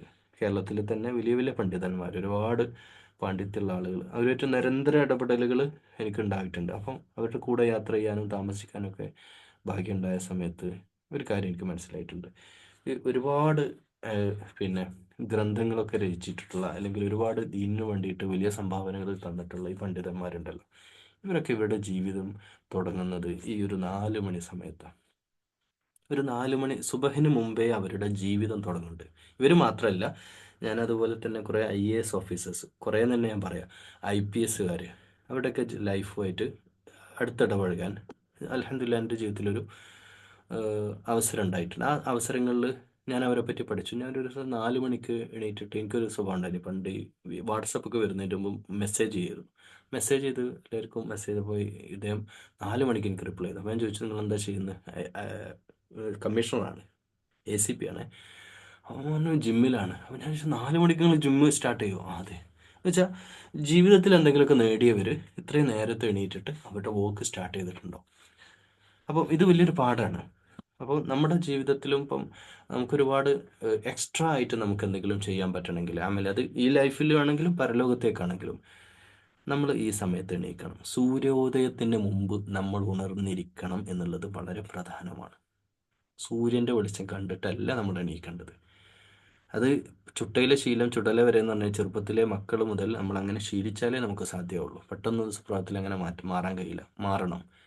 എന്നാലാവട്ടെ ഗൾഫിലൊക്കെ പ്രവാസികളുണ്ട്. ഇത് പറയുമ്പോൾ തന്നെ അവരെ ഓർത്തുകൊണ്ടാണ് പോണത്. നൈറ്റ് ഡ്യൂട്ടി ഒക്കെ ചെയ്യുന്നവരും പ്രയാസമുള്ളവരൊക്കെ ഉണ്ട്. അവരെല്ലാം ഉദ്ദേശിച്ചത് അവർ സുബഹിക്കുന്നാലും അവർക്കും സുബഹിക്ക് അവർ അഴുതറില്ല കേട്ടോ. സുബഹി നമ്മൾ എങ്ങനെയെങ്കിലും ആ സമയത്ത് എണീറ്റ് നിസ്കരിച്ചിട്ട് പിന്നെ നിങ്ങൾ പ്രയാസമുള്ളവർ ഉറങ്ങിക്കോളൂ, ഉറങ്ങണ്ടെന്നല്ല, എന്നാൽ വർക്കത്ത് ഉറങ്ങാതെ ആ സമയം ഒന്ന് ചിലവഴിച്ചിട്ട് പിന്നെ ഉറങ്ങുന്നതാണ്. ആ സൂര്യൻ ഉദിക്കുന്ന ആ സമയം വളരെ പുണ്യമുള്ളതാണ്. ആ സമയം ദിക്റുകളും ഖുറാനും ഒക്കെ ആയിട്ട് ഇടപഴകിയിട്ട് പിന്നെ ഉറങ്ങുന്നതാണ് നല്ലത്, ഹൈർ. അങ്ങനെ ഉറക്കം നിർബന്ധമുള്ളവർ, അല്ലാത്തവർ ഈ പറഞ്ഞ സ്വഭാവത്തിൽ. അപ്പോൾ യുഖീമൂന സ്വലാത്ത സുബൈ. പിന്നെ നമ്മൾ കാര്യങ്ങളൊക്കെ ആയി ബിസിനസ്സും, പിന്നെ ബിസിനസ്സിൻ്റെ ഏറ്റവും പീക്ക് ടൈമാണ് ഈ ളുഹുറോട് കൂടി എന്ന് പറയുമ്പോൾ ഉച്ചൻ്റെ സമയമായി. ഒരു 12-12:30 നമ്മൾ രാവിലെ തുടങ്ങിയ ബിസിനസ് ഒരു ഒരു ടൈം എത്തി. ആ ഒരു ടൈം എത്തുന്ന സമയത്തേക്ക് അടുത്ത ബാങ്ക് കൊടുക്കുക. സുബൈ ടു ഇത്ര സമയം നിങ്ങൾ ആലോചിച്ച് നോക്കൂ. ഒരു ചെറിയ ടൈമേ ഉള്ളൂ. ആ ടൈം പീരീഡിനിടയിൽ അടുത്ത ബാങ്ക്. ഒരു മനുഷ്യൻ തെറ്റിലേക്കൊക്കെ പോകാൻ വേണ്ടി ഇങ്ങനെ ഇങ്ങനെ ഉഷാറായി നിൽക്കുമ്പോഴത്തേക്ക് അടുത്ത ബാങ്ക് കൊടുത്തു. ഇനി ഇൻഷാ അല്ലാ ഞാൻ പോയിട്ട് നമസ്കാരം. അപ്പം എന്താ നിസ്കാരം, കൽബ് തട്ടി ഫാത്തിഹ ഒക്കെ ചൊല്ലി വജ്ജത്തു അള്ളാഹുമ്മ ബഅദ് ബനിയോ അല്ലെങ്കിൽ സനയ്യ എന്താവട്ടെ നിങ്ങൾ ചൊല്ലുന്നത് ചൊല്ലി പടച്ചവൻ്റെ മുമ്പിൽ ഫേസ് ചെയ്തിട്ട് ഇന്ന സ്വലാത്തി വനുസുക്കി വമഹിയായ വമമാത്തി ലില്ല വജ്ജത്തു ഇൻഷാ അല്ലാ. ഞാൻ ഒരു ദിവസം ഒരു വീഡിയോ ആയിട്ട് തന്നെ ചെയ്യണമെന്ന് വിചാരിക്കുക. അപ്പോൾ അത് വിശദമായിട്ട് പറയാം ഇൻഷാ അല്ലാ. അപ്പോൾ ഇതൊക്കെ പറഞ്ഞ് അള്ളാഹിൻ്റെ മുമ്പിൽ കൈകെട്ടി നിന്ന് പ്രതിജ്ഞ ചെയ്തിട്ട് പിന്നെ നമുക്ക് ചെയ്യാൻ, മനസ്സാക്ഷിയുടെ ഒരു തരി ഉണ്ടെങ്കിൽ നമുക്ക് തെറ്റ് ചെയ്യാൻ കഴിയില്ല. പിന്നെ വീണ്ടും അസറിന് അതേ പ്രോസസ്സ്. മഹരിബിന്, മഹരിബ് എന്ന് പറഞ്ഞാൽ പിന്നെ ഒരു ഒരു പേടി കൂടി വരുന്ന ഒരു സമയമാണ് അത്. രാത്രി ഇങ്ങനെ അങ്ങോട്ട് പകലിനങ്ങോട്ട് കവർന്നെടുത്ത് രാത്രി ഇങ്ങോട്ട് വരുമ്പോൾ ഒരു ഒരു ഭയവും തക്കവയൊക്കെ വരുന്ന ഒരു സമയം കൂടിയാണ്. സുബൈ പോലെയല്ല, സുബൈ വെളിച്ചത്തിലേക്കുള്ള ഒരു വരവാണല്ലോ, രാത്രിയിലേക്ക്. അപ്പോൾ അതുകൊണ്ട് തന്നെ ആളുകൾ കൂടും മഹരിബിന് പള്ളിയിൽ. മാത്രമല്ല ആളുകളൊന്ന് ഫ്രീ ആവുന്ന സമയമാണ്. അപ്പം മഹരിബ്, പിന്നെ അത് കഴിഞ്ഞിട്ട് പിന്നെ ഉറങ്ങുന്നതിന് മുമ്പ് ഇഷ, ഞാൻ അതിൻ്റെ അടുത്ത് തഹജ്ജുദ് നിസ്കാരമുണ്ട് ഒക്കെ. ഇങ്ങനെ നിസ്കാരത്തിൽ നമ്മളങ്ങോട്ട് പാക്ക് ചെയ്ത്, അള്ളാഹ്ക്ക് അറിയാലോ നമ്മൾ എവിടെ പോകുന്നത്. നമ്മൾ എന്തെങ്കിലും ഇങ്ങോട്ട് പാക്ക് ചെയ്ത് ഇത് തന്നെ കറക്റ്റ് ആക്കി കഴിഞ്ഞാൽ, ഇപ്പോൾ മക്കളൊക്കെ ഉള്ളവർ ഇത് കേൾക്കുന്നവരോട് പറയാനുള്ളത്, നിങ്ങൾ നിസ്കാരം മാത്രം മക്കളെ കൃത്യമായിട്ട് അങ്ങ് ശീലിപ്പിച്ചോ, ബാക്കിയുള്ളതൊക്കെ അങ്ങ് ശരിയായിക്കോളും. അതന്നെ പ്രധാനപ്പെട്ട കാര്യമാണ്. കാരണം ഇത് വലിയൊരു മാനസിക നിസ്കാരത്തിൻ്റെ ഗുണങ്ങൾ ഒരുപാടുണ്ട് കേട്ടോ. ശാരീരിക ഗുണങ്ങൾ ഒരുപാടുണ്ട്. കുമ്പിടുമ്പോൾ റുക്കൂ ചെയ്യുമ്പോൾ ഡൈജഷനായിട്ട് ബന്ധപ്പെട്ടും എല്ലുകളുടെ പേശി പ്രശ്നങ്ങൾ, പിന്നെ പേശി സംബന്ധമായ അസുഖങ്ങൾക്കുള്ള നല്ലൊരു പരിഹാരമാണ്. നമ്മളിപ്പോൾ യോഗ എന്നൊക്കെ പറഞ്ഞ് പലതും ചെയ്യുന്നില്ലേ, അതിൻ്റെയൊക്കെ ഒന്ന് ഒരു മറുവശത്തിലുണ്ട്. ശാരീരികമായ ഒരുപാട് ഗുണങ്ങളുണ്ട്. സുജൂദ് തന്നെ ആലോചിച്ചു നോക്കും, എന്ത് അത്ഭുതമാണ്.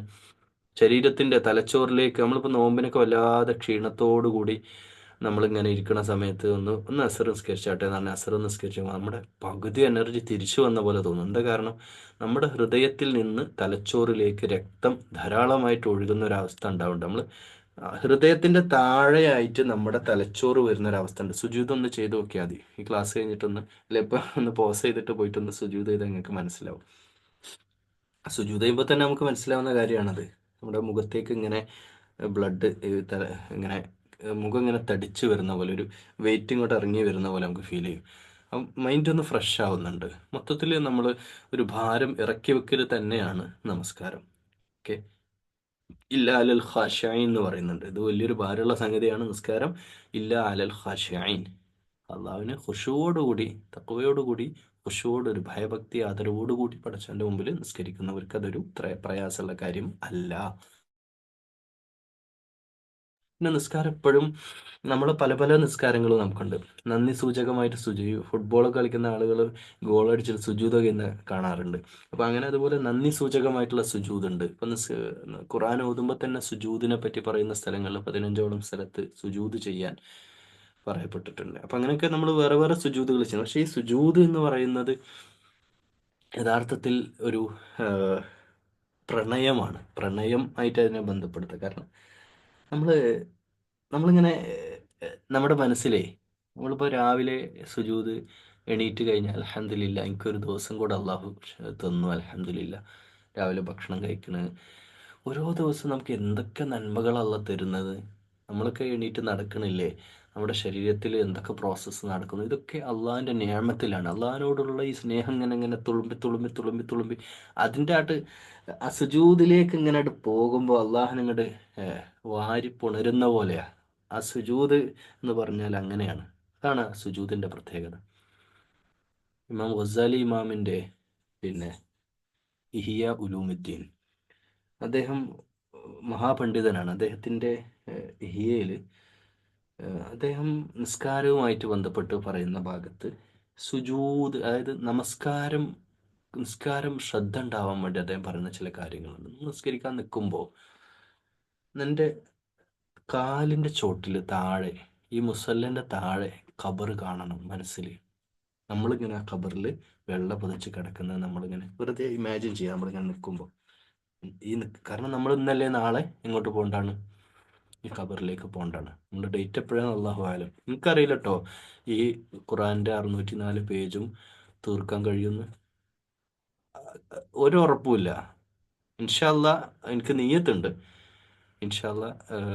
കാരണം പണ്ടൊക്കെ ആണെങ്കിൽ ആളുകൾ തഫ്സീറൊക്കെ എടുത്ത് ഇപ്പോൾ വായിക്കാൻ പോലും സമയമില്ല. ഇതാകുമ്പോൾ കേട്ടാൽ മതിയല്ലോ, കേൾക്കുകയും ചെയ്യുക കാണുകയും ചെയ്യുക. അപ്പോൾ അവിടെ ആയത്തുകൾ ഇങ്ങനെ വെച്ചിട്ട് പറയല്ലേ. അപ്പം ഒരുപക്ഷെ വായന തന്നെയാണ്, പക്ഷെ അതിനേക്കാളും കുറച്ചുകൂടെ എഫക്റ്റീവായിട്ട് ആളുകൾക്ക് ഇത് ഇങ്ങനെ കാര്യങ്ങൾ പറയുമ്പോൾ മനസ്സിലാവും. ഇങ്ങനെ മനസ്സിലാക്കാനൊക്കെ പറ്റും ഇൻഷാ അല്ലാ. എത്രയോ ആളുകൾ കാണുന്നുണ്ട് ഇത്, അൽഹംദുലില്ലാ. അപ്പോൾ ഞാൻ പറയുന്നത് ഇൻഷാ അല്ലാ അല്ലാ തൗഫീഖ് ചെയ്യട്ടെ. പലരും ഈ കമൻറ്റിലൊക്കെ വന്നിട്ട് ഇങ്ങനെ പ്രാർത്ഥിക്കുന്നുണ്ട് ഇത് കംപ്ലീറ്റ് ചെയ്യാൻ സാധിക്കട്ടെ. പലർക്കും എനിക്ക് തോന്നുന്നു യൂട്യൂബിൽ ഇങ്ങനെ വിശദമായ തഫ്സീർ കൃത്യമായ ഒരു ഷെഡ്യൂളായിട്ട് ഇങ്ങനെ ഇതുപോലെ ഉള്ള സംവിധാനങ്ങൾ കുറവാണെന്ന് തോന്നുന്നുണ്ട്. ആളുകൾക്ക് പിന്നെ ഇത് പറയാൻ വലിയ താല്പര്യം, പല സത്യങ്ങളും പുറത്തു വന്നാലേ പലരുടെയും കച്ചവടം പൂട്ടിപ്പോകുന്നുള്ളതാണ്. ചില കോർപ്പറേറ്റ് സംവിധാനങ്ങൾ ദീനിൻ്റെ അകത്തും ഉണ്ടല്ലോ. ചിലരൊക്കെ ഇതിനെ ചൂഷണം ചെയ്യുന്ന ചൂഷണങ്ങൾക്കെതിരും കൂടിയാണ് ഖുർആൻ. ഖുർആൻ ശരിയായ രീതിയിൽ നമ്മൾ ഇൽമു പഠിച്ചു കഴിഞ്ഞാൽ പല രംഗത്തും നമ്മളെ ചൂഷണം ചെയ്യാൻ സാധിക്കില്ല. ഓക്കെ, അതും അതിൻ്റെ ഒരു വിഷയമാണ്. ഓക്കെ, എന്തായാലും നമ്മുടെ ടോപ്പിക്കിലേക്ക് വീണ്ടും വരിക. നമ്മൾ നിസ്കരിച്ചുകൊണ്ടിരിക്കുമ്പോൾ കാലിൻ്റെ ചോട്ടിൽ ഖബർ അവിടെ കാണുക. നമ്മളിങ്ങനെ വെള്ളം പുതച്ച് താഴെ കിടക്കുന്ന ഇങ്ങനെ ഇമാജിൻ ചെയ്യാം.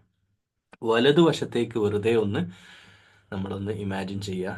സുന്ദരമായ സ്വർഗം, ആസ്വദിച്ചാൽ ആസ്വാദനങ്ങൾ അവസാനിക്കാത്ത സ്വർഗീയമായ പ്രപഞ്ചം, തസ്നീം എന്ന ഉറവ, ചാരുക്കസേരയിൽ തലയണയും വിരിച്ചിട്ട പരവതാനികളും സുന്ദരന്മാർ. നമ്മൾ സ്വർഗത്തെ പറ്റി ഇതിലൊക്കെ എന്ത് രസമെന്നറിയോ ഈ സ്വർഗത്തെ പറ്റി നമ്മൾ വർണ്ണന. മരണമില്ലാത്ത ലോകം ആസ്വദിച്ചാൽ നമ്മൾ ഭൂമിയിലുള്ള ഭക്ഷണ പദാർത്ഥങ്ങളൊക്കെ കഴിച്ചു കഴിഞ്ഞാൽ അതിൻ്റെ ടേസ്റ്റ് പോകും. പക്ഷെ ടേസ്റ്റ് ആസ്വാദനം തീരാത്തൊരു ലോകം. ആ ഒരു സ്വർഗീയ അനുഭൂതി, അങ്ങനെ നമ്മൾ പറയാം, അനുഭൂതിക്ക് തന്നെ സ്വർഗീയ സുഖം. നമ്മൾ ആരും അനുഭവിച്ചിട്ടില്ല, പറയാ സ്വർഗീയ സുഖമാണ്. അപ്പം അങ്ങനെയുള്ള സ്വർഗീയമായ അവസ്ഥ വലതുവശത്ത്. ഇടതുവശത്ത് എന്താ കണ്ട് നിങ്ങളെ മനസ്സിലേക്ക് വരുന്നില്ലേ? നരകം. ഇത് ഗസാലി ഇമാമിൻ്റെ വാക്കുകളാണ്. അപ്പോൾ ഇടതുവശത്ത് നരകത്തിൻ്റെ അഭീകരമായ ശിക്ഷയെ, കഠിനമായ ശിക്ഷയെ നമ്മുടെ മനസ്സിൽ ഇമാജിൻ ചെയ്യണം. മുമ്പിൽ അള്ളാഹുവിനെ നമ്മൾ ഇമാജിൻ ചെയ്യുക. അള്ളാഹിനെ ഇമാജിൻ ചെയ്യാന്ന് പറയുമ്പോൾ ഇപ്പം വേറൊരു മതത്തിലാണെങ്കിൽ നമുക്ക് ഹിന്ദു മതത്തിലോ ക്രിസ്തു മതത്തിലൊക്കെ ആണെങ്കിൽ അവർക്ക് ഒരുപാട് ദൈവങ്ങളുണ്ട്. ആ ദൈവത്തിൽ ഏതെങ്കിലും മുമ്പിൽ വെക്കാം. പക്ഷെ നമ്മൾ അള്ളാഹിനെ എങ്ങനെ വെക്കും? അള്ളാഹിനെ നമ്മൾ വെക്കുക എങ്ങനെയാന്ന് വെച്ചാൽ, അള്ളാഹുവിനെ പറ്റിയുള്ള നമ്മുടെ അവസാന പഠനം അല്ലെങ്കിൽ പറഞ്ഞതിൻ്റെ ഏറ്റവും ആധികാരികമായിട്ട് നമുക്ക് അള്ളാഹിൻ്റെ രൂപത്തെ പറ്റി നമുക്കറിയാം, ലൈറ്റാണ്. നീല വെളിച്ചം എന്നൊക്കെ പറഞ്ഞിട്ടുണ്ട്, നീല പോലെ എന്നൊക്കെ ചില പിന്നെ ചില കിതാബുകളിലുള്ള വർത്താനങ്ങൾ മാത്രം. അതും നമുക്ക് ബിലീവ് ചെയ്യാൻ പറ്റില്ല. പക്ഷെ അതൊരു വെളിച്ചമാണ്. അള്ളാഹു നൂറുൻ അലാ നൂർ. ആ അതിശക്തമായ ആ പ്രകാശം, ആ സ്നേഹപ്രകാശം, ആ ദിവ്യ വെളിച്ചം, അത് നമ്മുടെ മുമ്പിൽ ഇങ്ങനെ കത്തി നിൽക്കുന്ന പോലെ. അത് വെറുതെ നമ്മൾ ഇമാജിൻ ചെയ്യും, ഒരു ലൈറ്റ് ഇതുവരെ കാണാത്ത തരത്തിലുള്ള ഒരു ആ വെളിച്ചം കാണുമ്പോഴത്തേക്ക് മനസ്സ് മുഴുവനും നിറഞ്ഞൊഴുകുന്ന സന്തോഷവും സമാധാനവും തോന്നുന്ന ഒരു ഒരു വെളിച്ചം നമ്മുടെ മനസ്സിൽ വെറുതെ ഇമാജിൻ ചെയ്യുക. ഇതാണ് നിസ്കരിക്കാൻ നിൽക്കുന്ന ഒരാൾ. പിന്നെ നമ്മുടെ മനസ്സിലേക്കുള്ള ചിന്ത വേറൊന്നും വരരുത്. പിന്നെ നമ്മൾ പറയുന്ന കാര്യത്തിൽ അർത്ഥം അറിഞ്ഞുകൊണ്ട്, ആ ഫാത്തിഹ നമ്മൾ പഠിച്ചില്ലേ, അതുപോലെ അർത്ഥം അറിഞ്ഞുകൊണ്ട് നിസ്കാരത്തിൽ ഒരു അറബ് വാക്കിന്റെ അർത്ഥവും നമ്മൾ അറിയാത്ത, അർത്ഥവും വിശദീകരണവും അറിയാതെ പോകരുത് കേട്ടോ. എന്നാലേ നമ്മൾ ആ അർത്ഥത്തിൽ നിസ്കാരക്കാരായിട്ട് നമുക്ക് മാറാൻ കഴിയുള്ളൂ. അപ്പോൾ അത് അങ്ങനെ തന്നെ പ്രാവർത്തികമാക്കിയിട്ട് നിസ്കാരം 5 വഖത്തും എന്തൊക്കെ പ്രയാസം, നമ്മളിപ്പം നട്ടെല്ല് പൊട്ടി സ്പൈനൽ ഇഞ്ചേർഡ് ആയിട്ട് നമ്മൾ കിടക്കുകയാണെങ്കിലും നമ്മൾ നിസ്കരിച്ചണം. നിസ്കരിച്ചേ പറ്റൂ. അത് മനസ്സുകൊണ്ടാണെങ്കിലും കണ്ണുകൊണ്ടാണെങ്കിലും നമ്മൾ നിസ്കരിക്കുക. ഏത് സിറ്റുവേഷനിലും ഏത് പ്രതിസന്ധി ഘട്ടത്തിലും അള്ളാഹുവുമായിട്ടുള്ള ബന്ധം വിടാതിരിക്കാൻ നമസ്കാരമാണ് നമ്മളെ. ഒരു കാര്യം പറയാം, ഈ ഖുർആൻ എന്ന് പറഞ്ഞാൽ എന്താ? അള്ളാഹിൻ്റെ കലാം. അള്ളാഹ് നമ്മളോട് കലാം ചെയ്യാണ്, സംസാരിക്കുക. അള്ളാഹിൻ്റെ ടോക്കാണ്. ദാലിക്കൽ കിതാബു ലാ റൈബ ഫീ ഇതിങ്ങനെ പറയുമ്പോൾ അള്ളാഹു തആല ഫിൽ ഖുർആനിൽ കരീം, അള്ളാഹിൻ്റെ ഖുർആനിലുള്ള സംസാരം, അള്ളാഹാണ് നമ്മളോട് സംസാരിക്കുന്നത്. നിങ്ങളൊന്ന് ആലോചിച്ച് നോക്കൂ. ഇത് മനുഷ്യൻ എഴുതി വെച്ചതല്ല. ഇത് മുഹമ്മദ് നബി സല്ലല്ലാഹു അലൈഹി വസല്ലമക്ക് തോന്നിയത് എഴുതി വെച്ചതല്ല. യഅൂദു ബില്ലാഹ്. അങ്ങനെ സംഭവിക്കൂല. അള്ളാഹിൻ്റെ വചനങ്ങളാണിത്, ദൈവീക വചനങ്ങളാണ് 100%. ആ അള്ളാഹു സംസാരിക്കാൻ നമ്മളോട്. യുഖീമുൻ, അവർ നിസ്കരിക്കുന്നവരാണ്. എൻ്റെ മുത്തഖികൾ എൻ്റെ കിതാബ് ഞാൻ ഇറക്കിയത് എൻ്റെ മുത്തഖികൾക്ക് ഹിദായത്ത് കൊടുക്കാനാണ്. എൻ്റെ മക്കൾ ആദമിൻ്റെ മക്കളെ ഭൂമിയിലേക്ക് പറഞ്ഞയച്ചപ്പോൾ അതിൽ വഴിതെറ്റുന്ന ആളുകളുണ്ടാവും, പക്ഷെ മുത്തഖികളെ പിടിച്ചാൽ കിട്ടൂല. ഇബ്ലീസ് പറയുന്നുണ്ട്, ഞാൻ ആദമിൻ്റെ സകല മക്കളെയും ഞാൻ വഴിതെറ്റിക്കും. അള്ളാഹു പറയുന്നുണ്ട് മുത്തഖികൾ കിട്ടൂല മോനെ എന്ന് കൃത്യമായിട്ട് പറയുന്നുണ്ട്. അള്ളാഹു നമ്മളെ മുത്തഖികളിൽ ഉൾപ്പെടുത്തണേ. ആദ്യം ഗൈബിയായ കാര്യങ്ങളിൽ അടിയുറച്ച വിശ്വാസം വേണം. രണ്ടാമത്തേത് വയുഖീമൂന സ്വലാത്ത, നമസ്കാരം എപ്പോഴെങ്കിലും കൂടുമ്പോൾ ചൊല്ലിയല്ല, തോന്നുമ്പോൾ ചൊല്ലിയല്ല, കൃത്യമായി ചടുലതയോടെ. വഖത്തിന് പ്രധാനമുണ്ട്. യുഖീമൂന എന്നുള്ളത് വഖത്തുമായിട്ട് ബന്ധപ്പെട്ട് കിടക്കുന്ന ഒരു വാക്കും കൂടെയാണ്. സൂറത്തു നിസാഇൽ ഇന്ന സ്വലാത്ത കാനത്ത് അലൽ മുഅ്മിനീന കിതാബൻ മൗഖൂത, കൃത്യസമയത്ത് നിസ്കരിക്കുന്നവർ എന്ന് പറഞ്ഞിട്ടുണ്ട്. യുഖീമൂന സ്വലാത്ത് വമിമ്മാ റസഖ്നാഹും യുൻഫിഖൂൻ. ഇത് പറയുമ്പേ ഇപ്പൊ മുത്തഖിന്റെ 5 ഗുണങ്ങൾ എണ്ണി പറഞ്ഞ ഒന്നാമത്തത് ആ വിശ്വാസമല്ലേ, ഞാൻ ഇപ്പൊ വിശ്വസിച്ചിട്ടില്ലേ, നമുക്കങ്ങനെ അസസ് ചെയ്യാം.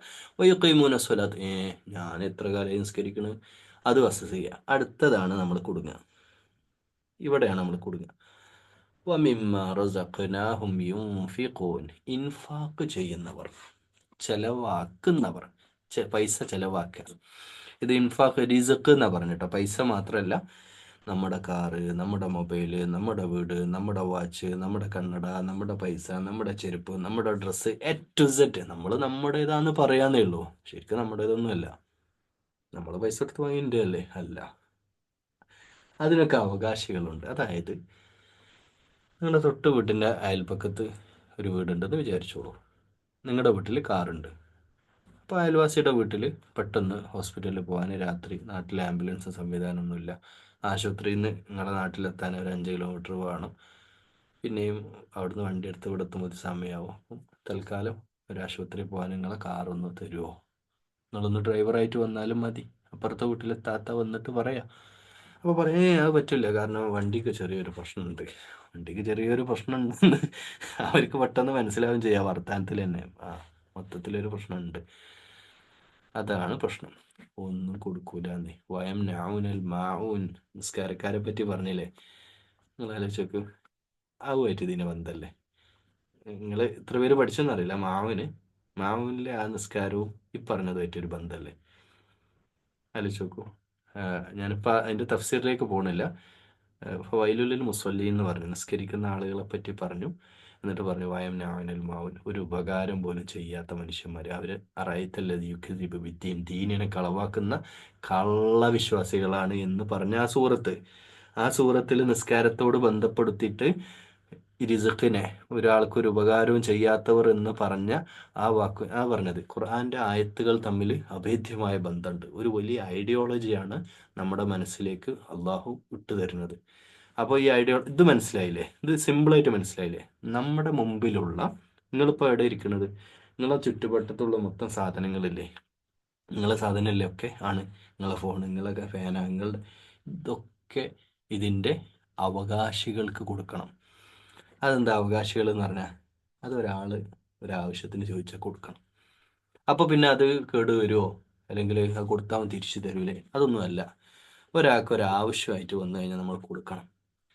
അതാണ് ആ റിസുക്കിനെ നമ്മൾ ഇൻഫാക്ക് ചെയ്യാന്ന് പറഞ്ഞത്. അപ്പോൾ മിമ്മ റസ, ഇത് സ്വതക്കയും ജക്കാത്തും മാത്രമല്ല ഇതിൽ പെടുന്നത്. സാമ്പത്തികമായിട്ട് നമ്മൾ ചെയ്യുന്ന സ്വതക്ക ജക്കാത്ത് മാത്രമല്ല, ആളുകൾക്ക് ഉപകാരം ഉണ്ടാവുന്ന കാര്യങ്ങളിൽ നമ്മൾ ഏർപ്പെടണം എന്ന് തന്നെയാണ് വളരെ കൃത്യമായിട്ട് അള്ളാഹു സുബ്ഹാനഹു വ തആല നമ്മളെ പഠിപ്പിക്കുന്നത്. അത് പ്രധാനപ്പെട്ട കാര്യമാണ്. അപ്പോൾ ഇത് കുഞ്ഞു മക്കളിൽ തന്നെ നമ്മൾ പഠിപ്പിക്കണം കേട്ടോ. കുഞ്ഞു കുട്ടികൾ, വീട്ടിലുള്ള ചെറിയ മക്കളെ നമ്മൾ പുറത്തെവിടെ കൊണ്ടുപോകുമ്പോൾ അവരെ കൊണ്ട് കൊടുപ്പിക്കുക പൈസ. എവിടെയെങ്കിലും സദക്ക ചെയ്യുന്ന കാര്യമാണെങ്കിൽ അവരെ കൂടി കൂട്ടിയിട്ട് ചെയ്യുക. അല്ലെങ്കിൽ നിങ്ങൾ എന്തെങ്കിലും ഒരു സേവനം ചെയ്യാൻ പോവുകയാണ്, ഒരു ബസ് സ്റ്റോപ്പ് ക്ലീൻ ആക്കണം, മക്കളെയും കൂട്ടിയിട്ട് പോവുക. അവർക്കൊക്കെ ഇത് നമ്മുടെ ശരീരം, നമ്മളെ വീട്ടിലൊരു സാധനം. അപ്പോൾ ഒരു കാര്യം നമ്മുടെ മക്കളെ നമ്മൾ പഠിപ്പിക്കുന്ന ഒരു കാര്യം പറയാം. നമ്മളെ വീട്ടിലിപ്പോൾ ഒരു കൈക്കോട്ട് പറഞ്ഞാൽ എല്ലാവർക്കും മനസ്സിലാവില്ല. മൺവെട്ടി എന്ന് പറഞ്ഞാൽ അങ്ങോട്ട് തെക്കൻ കേരളത്തിലുള്ളവർക്കൊക്കെ മൺവെട്ടി എന്ന് പറഞ്ഞ സാധനമല്ലേ, മണ്ണ് കിടക്കുന്ന സാധനം. ഇതെല്ലാ വീട്ടിലൊന്നും ഉണ്ടാവില്ല, ചില വീട്ടിലൊക്കെ ഉണ്ടാവും. അപ്പോൾ നമ്മുടെ വീട്ടിലുണ്ടെന്ന് വിചാരിച്ചു, അയൽവാസി വന്നിട്ട് ചോദിക്കുകയാണ്. അപ്പോൾ ഇന്നലെ വരെ നമ്മളെടുത്തിട്ട് മൺവെട്ടി ഉപയോഗിച്ചിട്ടുണ്ട്, കൈക്കോട്ട് ഉപയോഗിച്ചിട്ടുണ്ട്. അപ്പോൾ അയൽവാസി എന്ന് ചോദിക്കുകയാണ്, ഇവിടെ കൈക്കോട്ടുണ്ടോ, ഒന്ന് തരുമോ? അപ്പോൾ നമ്മൾ ഇവിടെ ഇല്ല, ഇവിടുത്തൊക്കെ പൊട്ടിപ്പോയി എന്ന് പറയുമ്പോൾ നിങ്ങളെ മോൻ അവിടെ ഇരിക്കണ്ട, അല്ലെ മോൾ അവിടെ ഇരിക്കണം, മോള് കണ്ടാണ് ഇന്നലെ നമ്മളിത് ചെയ്ത്. എന്നിട്ട് അവരോട് തിരിച്ചു പോയപ്പോൾ മോൾ നമ്മളോട് ചോദിക്കുക, ഉപ്പ അല്ലെ ഉമ്മ അത് ഇപ്പുറത്തുണ്ടല്ലോ, എന്തേ കൊടുക്കാഞ്ഞ്? അത് കഴിഞ്ഞ പ്രാവശ്യം കൊണ്ടുപോയിട്ട് ഒരാഴ്ച കഴിഞ്ഞിട്ട് തിരിച്ചു കിട്ടാൻ എന്ന വാക്ക് പറയുമ്പോൾ നമ്മൾ പഠിപ്പിക്കുന്ന ഒരു വാക്കുണ്ട് അവിടെ, മക്കളെ ഇങ്ങനെയൊക്കെ ചെയ്യാന്ന്. ടാങ്കിലുള്ളതല്ലേ ടാപ്പിൽ വരുള്ളൂ. നമ്മൾ ഈ മാതാപിതാക്കളാണ് മക്കളെ ചീത്തയാക്കുന്ന നന്മ. ഇതിലൊക്കെ നമ്മൾ കൈ അയച്ച് സഹായിക്കണം. നിങ്ങൾ ഞാനൊരു ചെറിയൊരു കഥ പറയട്ടെ, ഇതുമായിട്ട് ബന്ധപ്പെട്ട് ചേർത്തൊരു കഥ പറയാം. ഒരു വീട്ടിൽ ഒരു മനുഷ്യൻ അയാൾ പിന്നെ വല്ലാതെ പ്രയാസപ്പെട്ടപ്പോൾ, എല്ലാവരുടെ അടുത്തും പൈസ ഒന്നും ഉണ്ടാവില്ല, ബുദ്ധിമുട്ടുള്ളവർക്ക് എന്നും ബുദ്ധിമുട്ട് തന്നെയാണ്, അത് ഒരു പരീക്ഷണമാണല്ലോ. അപ്പോൾ അങ്ങനെ ബുദ്ധിമുട്ടുള്ള ഒരാൾ, പ്രയാസമുള്ള ഒരാൾ പിന്നെ വന്ന് ബാപ്പനോട്, ഒരു അയൽവാസിയായ ഒരാൾ വീട്ടിൽ വന്നിട്ട് ബാപ്പനോട് പൈസ വെച്ച്, ഒരു 10,000 റുപ്യ കടം തരുമോ, പെട്ടെന്ന് തരാം. അപ്പം മോന് ഇത് കേട്ട് ബാപ്പനെ വിളിച്ചിട്ട് മോന് പറഞ്ഞു, അയാൾക്ക് പൈസ കൊടുക്കണ്ട ബാപ്പ, അത് തിരിച്ചു തരും, എനിക്ക് തോന്നുന്നില്ല അയാളെ ചോദ്യം വർത്താനൊക്കെ കണ്ടിട്ട്.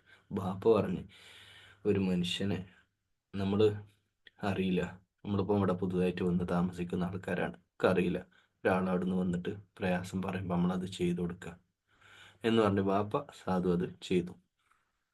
മോന് പറഞ്ഞ പോലെ തന്നെ മറ്റേ ആൾ, ഒരാഴ്ച പറഞ്ഞ ആൾ ഒരാഴ്ച കഴിഞ്ഞ്, ഒരു മാസം കഴിഞ്ഞ ആളെ കാണുന്നില്ല.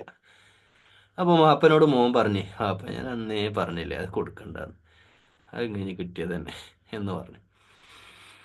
ഏതാനും മാസങ്ങൾക്കുള്ളിൽ മോൻക്ക് വലിയൊരു സാമ്പത്തിക ആവശ്യം വന്നു. പെട്ടെന്ന് 1,00,000 റുപ്യ വേണം, വളരെ അർജൻറ്റാണ്. അപ്പോൾ ബാപ്പ പറഞ്ഞു, നമ്മുടെ ഓപ്പോസിറ്റുള്ള ഒരു വീട്ടുകാരുണ്ട്, അവരെ എനിക്ക് നേരിട്ട് പരിചയമൊന്നുമില്ല, നമ്മൾ കാണലൊക്കെ ഉണ്ട്, നമ്മളൊന്ന് പോയി നോക്കുക. അങ്ങനെ ആ ഓപ്പോസിറ്റുള്ള ആളുടെ വീട്ടിൽ ചെന്നിട്ട് അവരോട്, നമുക്കൊരു അത്യാവശ്യമായിട്ടൊരു 1,00,000 രൂപ വേണം, പെട്ടെന്ന് തന്നെ തിരിച്ചു തരാം, വിത്തിൻ 7 ഡേയ്സ്, അതിൻ്റെ 7 ദിവസം വേണ്ടി വരില്ല, അതിൻ്റെ മുമ്പ് തന്നെ തിരിച്ചു തരാം, ഇപ്പോൾ ഒരു അത്യാവശ്യം ആയതുകൊണ്ടാണ്, നമുക്കിങ്ങനെ പ്രയാസത്തിലാണ് എന്ന് അവിടെ പറഞ്ഞപ്പോൾ അവർ തുറന്ന് തന്നെ പറഞ്ഞു, ഞങ്ങൾ ഒരു കുഴപ്പമില്ല, 1,00,000 ഞാൻ തരായിരുന്നു, പക്ഷെ ഇത് ചെറിയ എമൗണ്ട് അല്ല, വലിയ എമൗണ്ട് ആണല്ലോ. അപ്പോൾ ആരെങ്കിലും ഒന്ന് ജാമ്യം എങ്കിലും വേണ്ടേ, അല്ലാതെ ഇപ്പോൾ നമ്മളെങ്ങനെയാ എന്നൊക്കെ രീതിയിലൊരു സംസാരം ഇയാളെ ഭാഗത്തുനിന്ന് വരുമ്പോഴാണ് നമ്മുടെ പഴയ കക്ഷിയില്ലേ, ആ 10,000 വാങ്ങിയ മനുഷ്യൻ ഈ വീട്ടിലെ പണിക്കാരനാണ്. അയാൾ ഇങ്ങനെ അപ്പുറത്തോട് ഇങ്ങോട്ട് വന്നപ്പോൾ, എന്താ നിങ്ങൾ ഇവിടെ എന്ന് പറഞ്ഞിട്ട് ഇവർ തമ്മിൽ, നിങ്ങൾ പരിചയമുണ്ടോ? എന്നാൽ പിന്നെ ജാമ്യക്കാരൻ ഇയാൾ മതി, ഇവിടുത്തെ വിശ്വസ്തനായ പണിക്കാരനാണ്, കഴിഞ്ഞ മാസങ്ങളോളം അവിടെ വർക്ക് ചെയ്യുന്ന ആളാണ്. അപ്പം അയാളടുത്തേക്ക് പറഞ്ഞു, ഞാനൊരിക്കൽ കുടുങ്ങിയപ്പോൾ ഇവരെ വീട്ടിൽ പോയിട്ട് 10,000 വാങ്ങിയാണ് അന്ന്, ഒന്നും നോക്കാതെ ഇവർ എനിക്ക് എടുത്തു തന്നാണ്, അതുകൊണ്ട് ഒന്നും പേടിക്കണ്ട, ഓൽക്ക് കൊടുത്തോളൂ, ഓല് തിരിച്ചു തരും, നല്ല മനുഷ്യന്മാരാന്ന് പറഞ്ഞപ്പോൾ ഈ ബാപ്പന്റെ കണ്ണിന്നും വെള്ളം വരുന്നു. പിന്നെ ഈ മോനില്ലേ, മോൻ എന്നാ പറഞ്ഞേ, അപ്പോൾ അന്ന് 10,000 കൊടുത്ത് ഈ ഇതൊക്കെ ഭൂമിയിൽ അള്ളാഹു നമ്മൾ റിസ്ക് നല്ല നീയത്തോടു കൂടെയാണെങ്കിൽ, നല്ല നീയത്തോടു കൂടിയാണ് നമ്മൾ ചെയ്യണമെങ്കിൽ, നോക്കൂ, ഈ പ്രപഞ്ച സൃഷ്ടാവായ അള്ളാഹ് കാണുന്നുണ്ട്.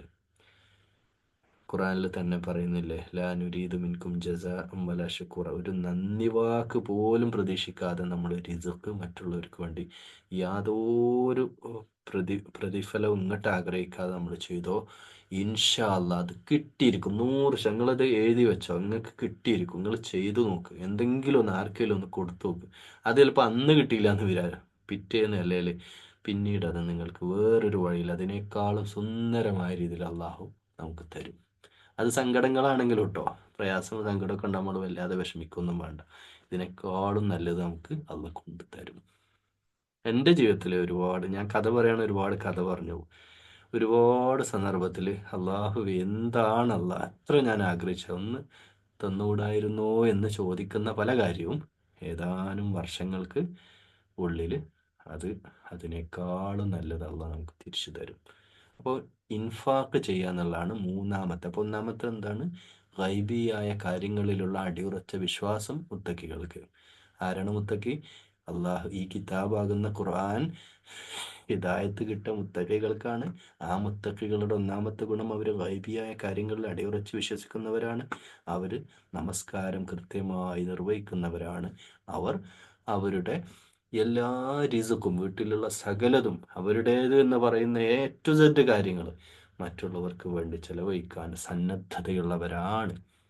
അത് പ്രധാനപ്പെട്ട കാര്യമായിട്ട് ഈ കാര്യത്തെത്തുമ്പോഴാണ്, ഇതിന്മേലെത്തുമ്പോഴാണ് മലയാളത്തിൽ പറയില്ല, അണ്ടിയോട് അടുക്കുമ്പോൾ, അണ്ടി എന്ന് പറയുന്ന മാങ്ങയുടെ അണ്ടിയില്ലേ, അതിനോട് അടുക്കുമ്പോഴാണ് പുളി അറിയാന്ന് പറയലുണ്ട്. അതുപോലെ സാമ്പത്തിക ഇടപാട്, ഒരാളുടെ സ്വഭാവം ശരിയായ രീതിയിൽ സ്വഭാവം അറിയാൻ വേണ്ടി അയാളോട് സാമ്പത്തിക ഇടപാട് നടത്തിയാൽ മതിയെന്ന് റസൂലുള്ളാഹി സ്വല്ലല്ലാഹു അലൈഹി വസല്ലം പറഞ്ഞിട്ടുണ്ട്.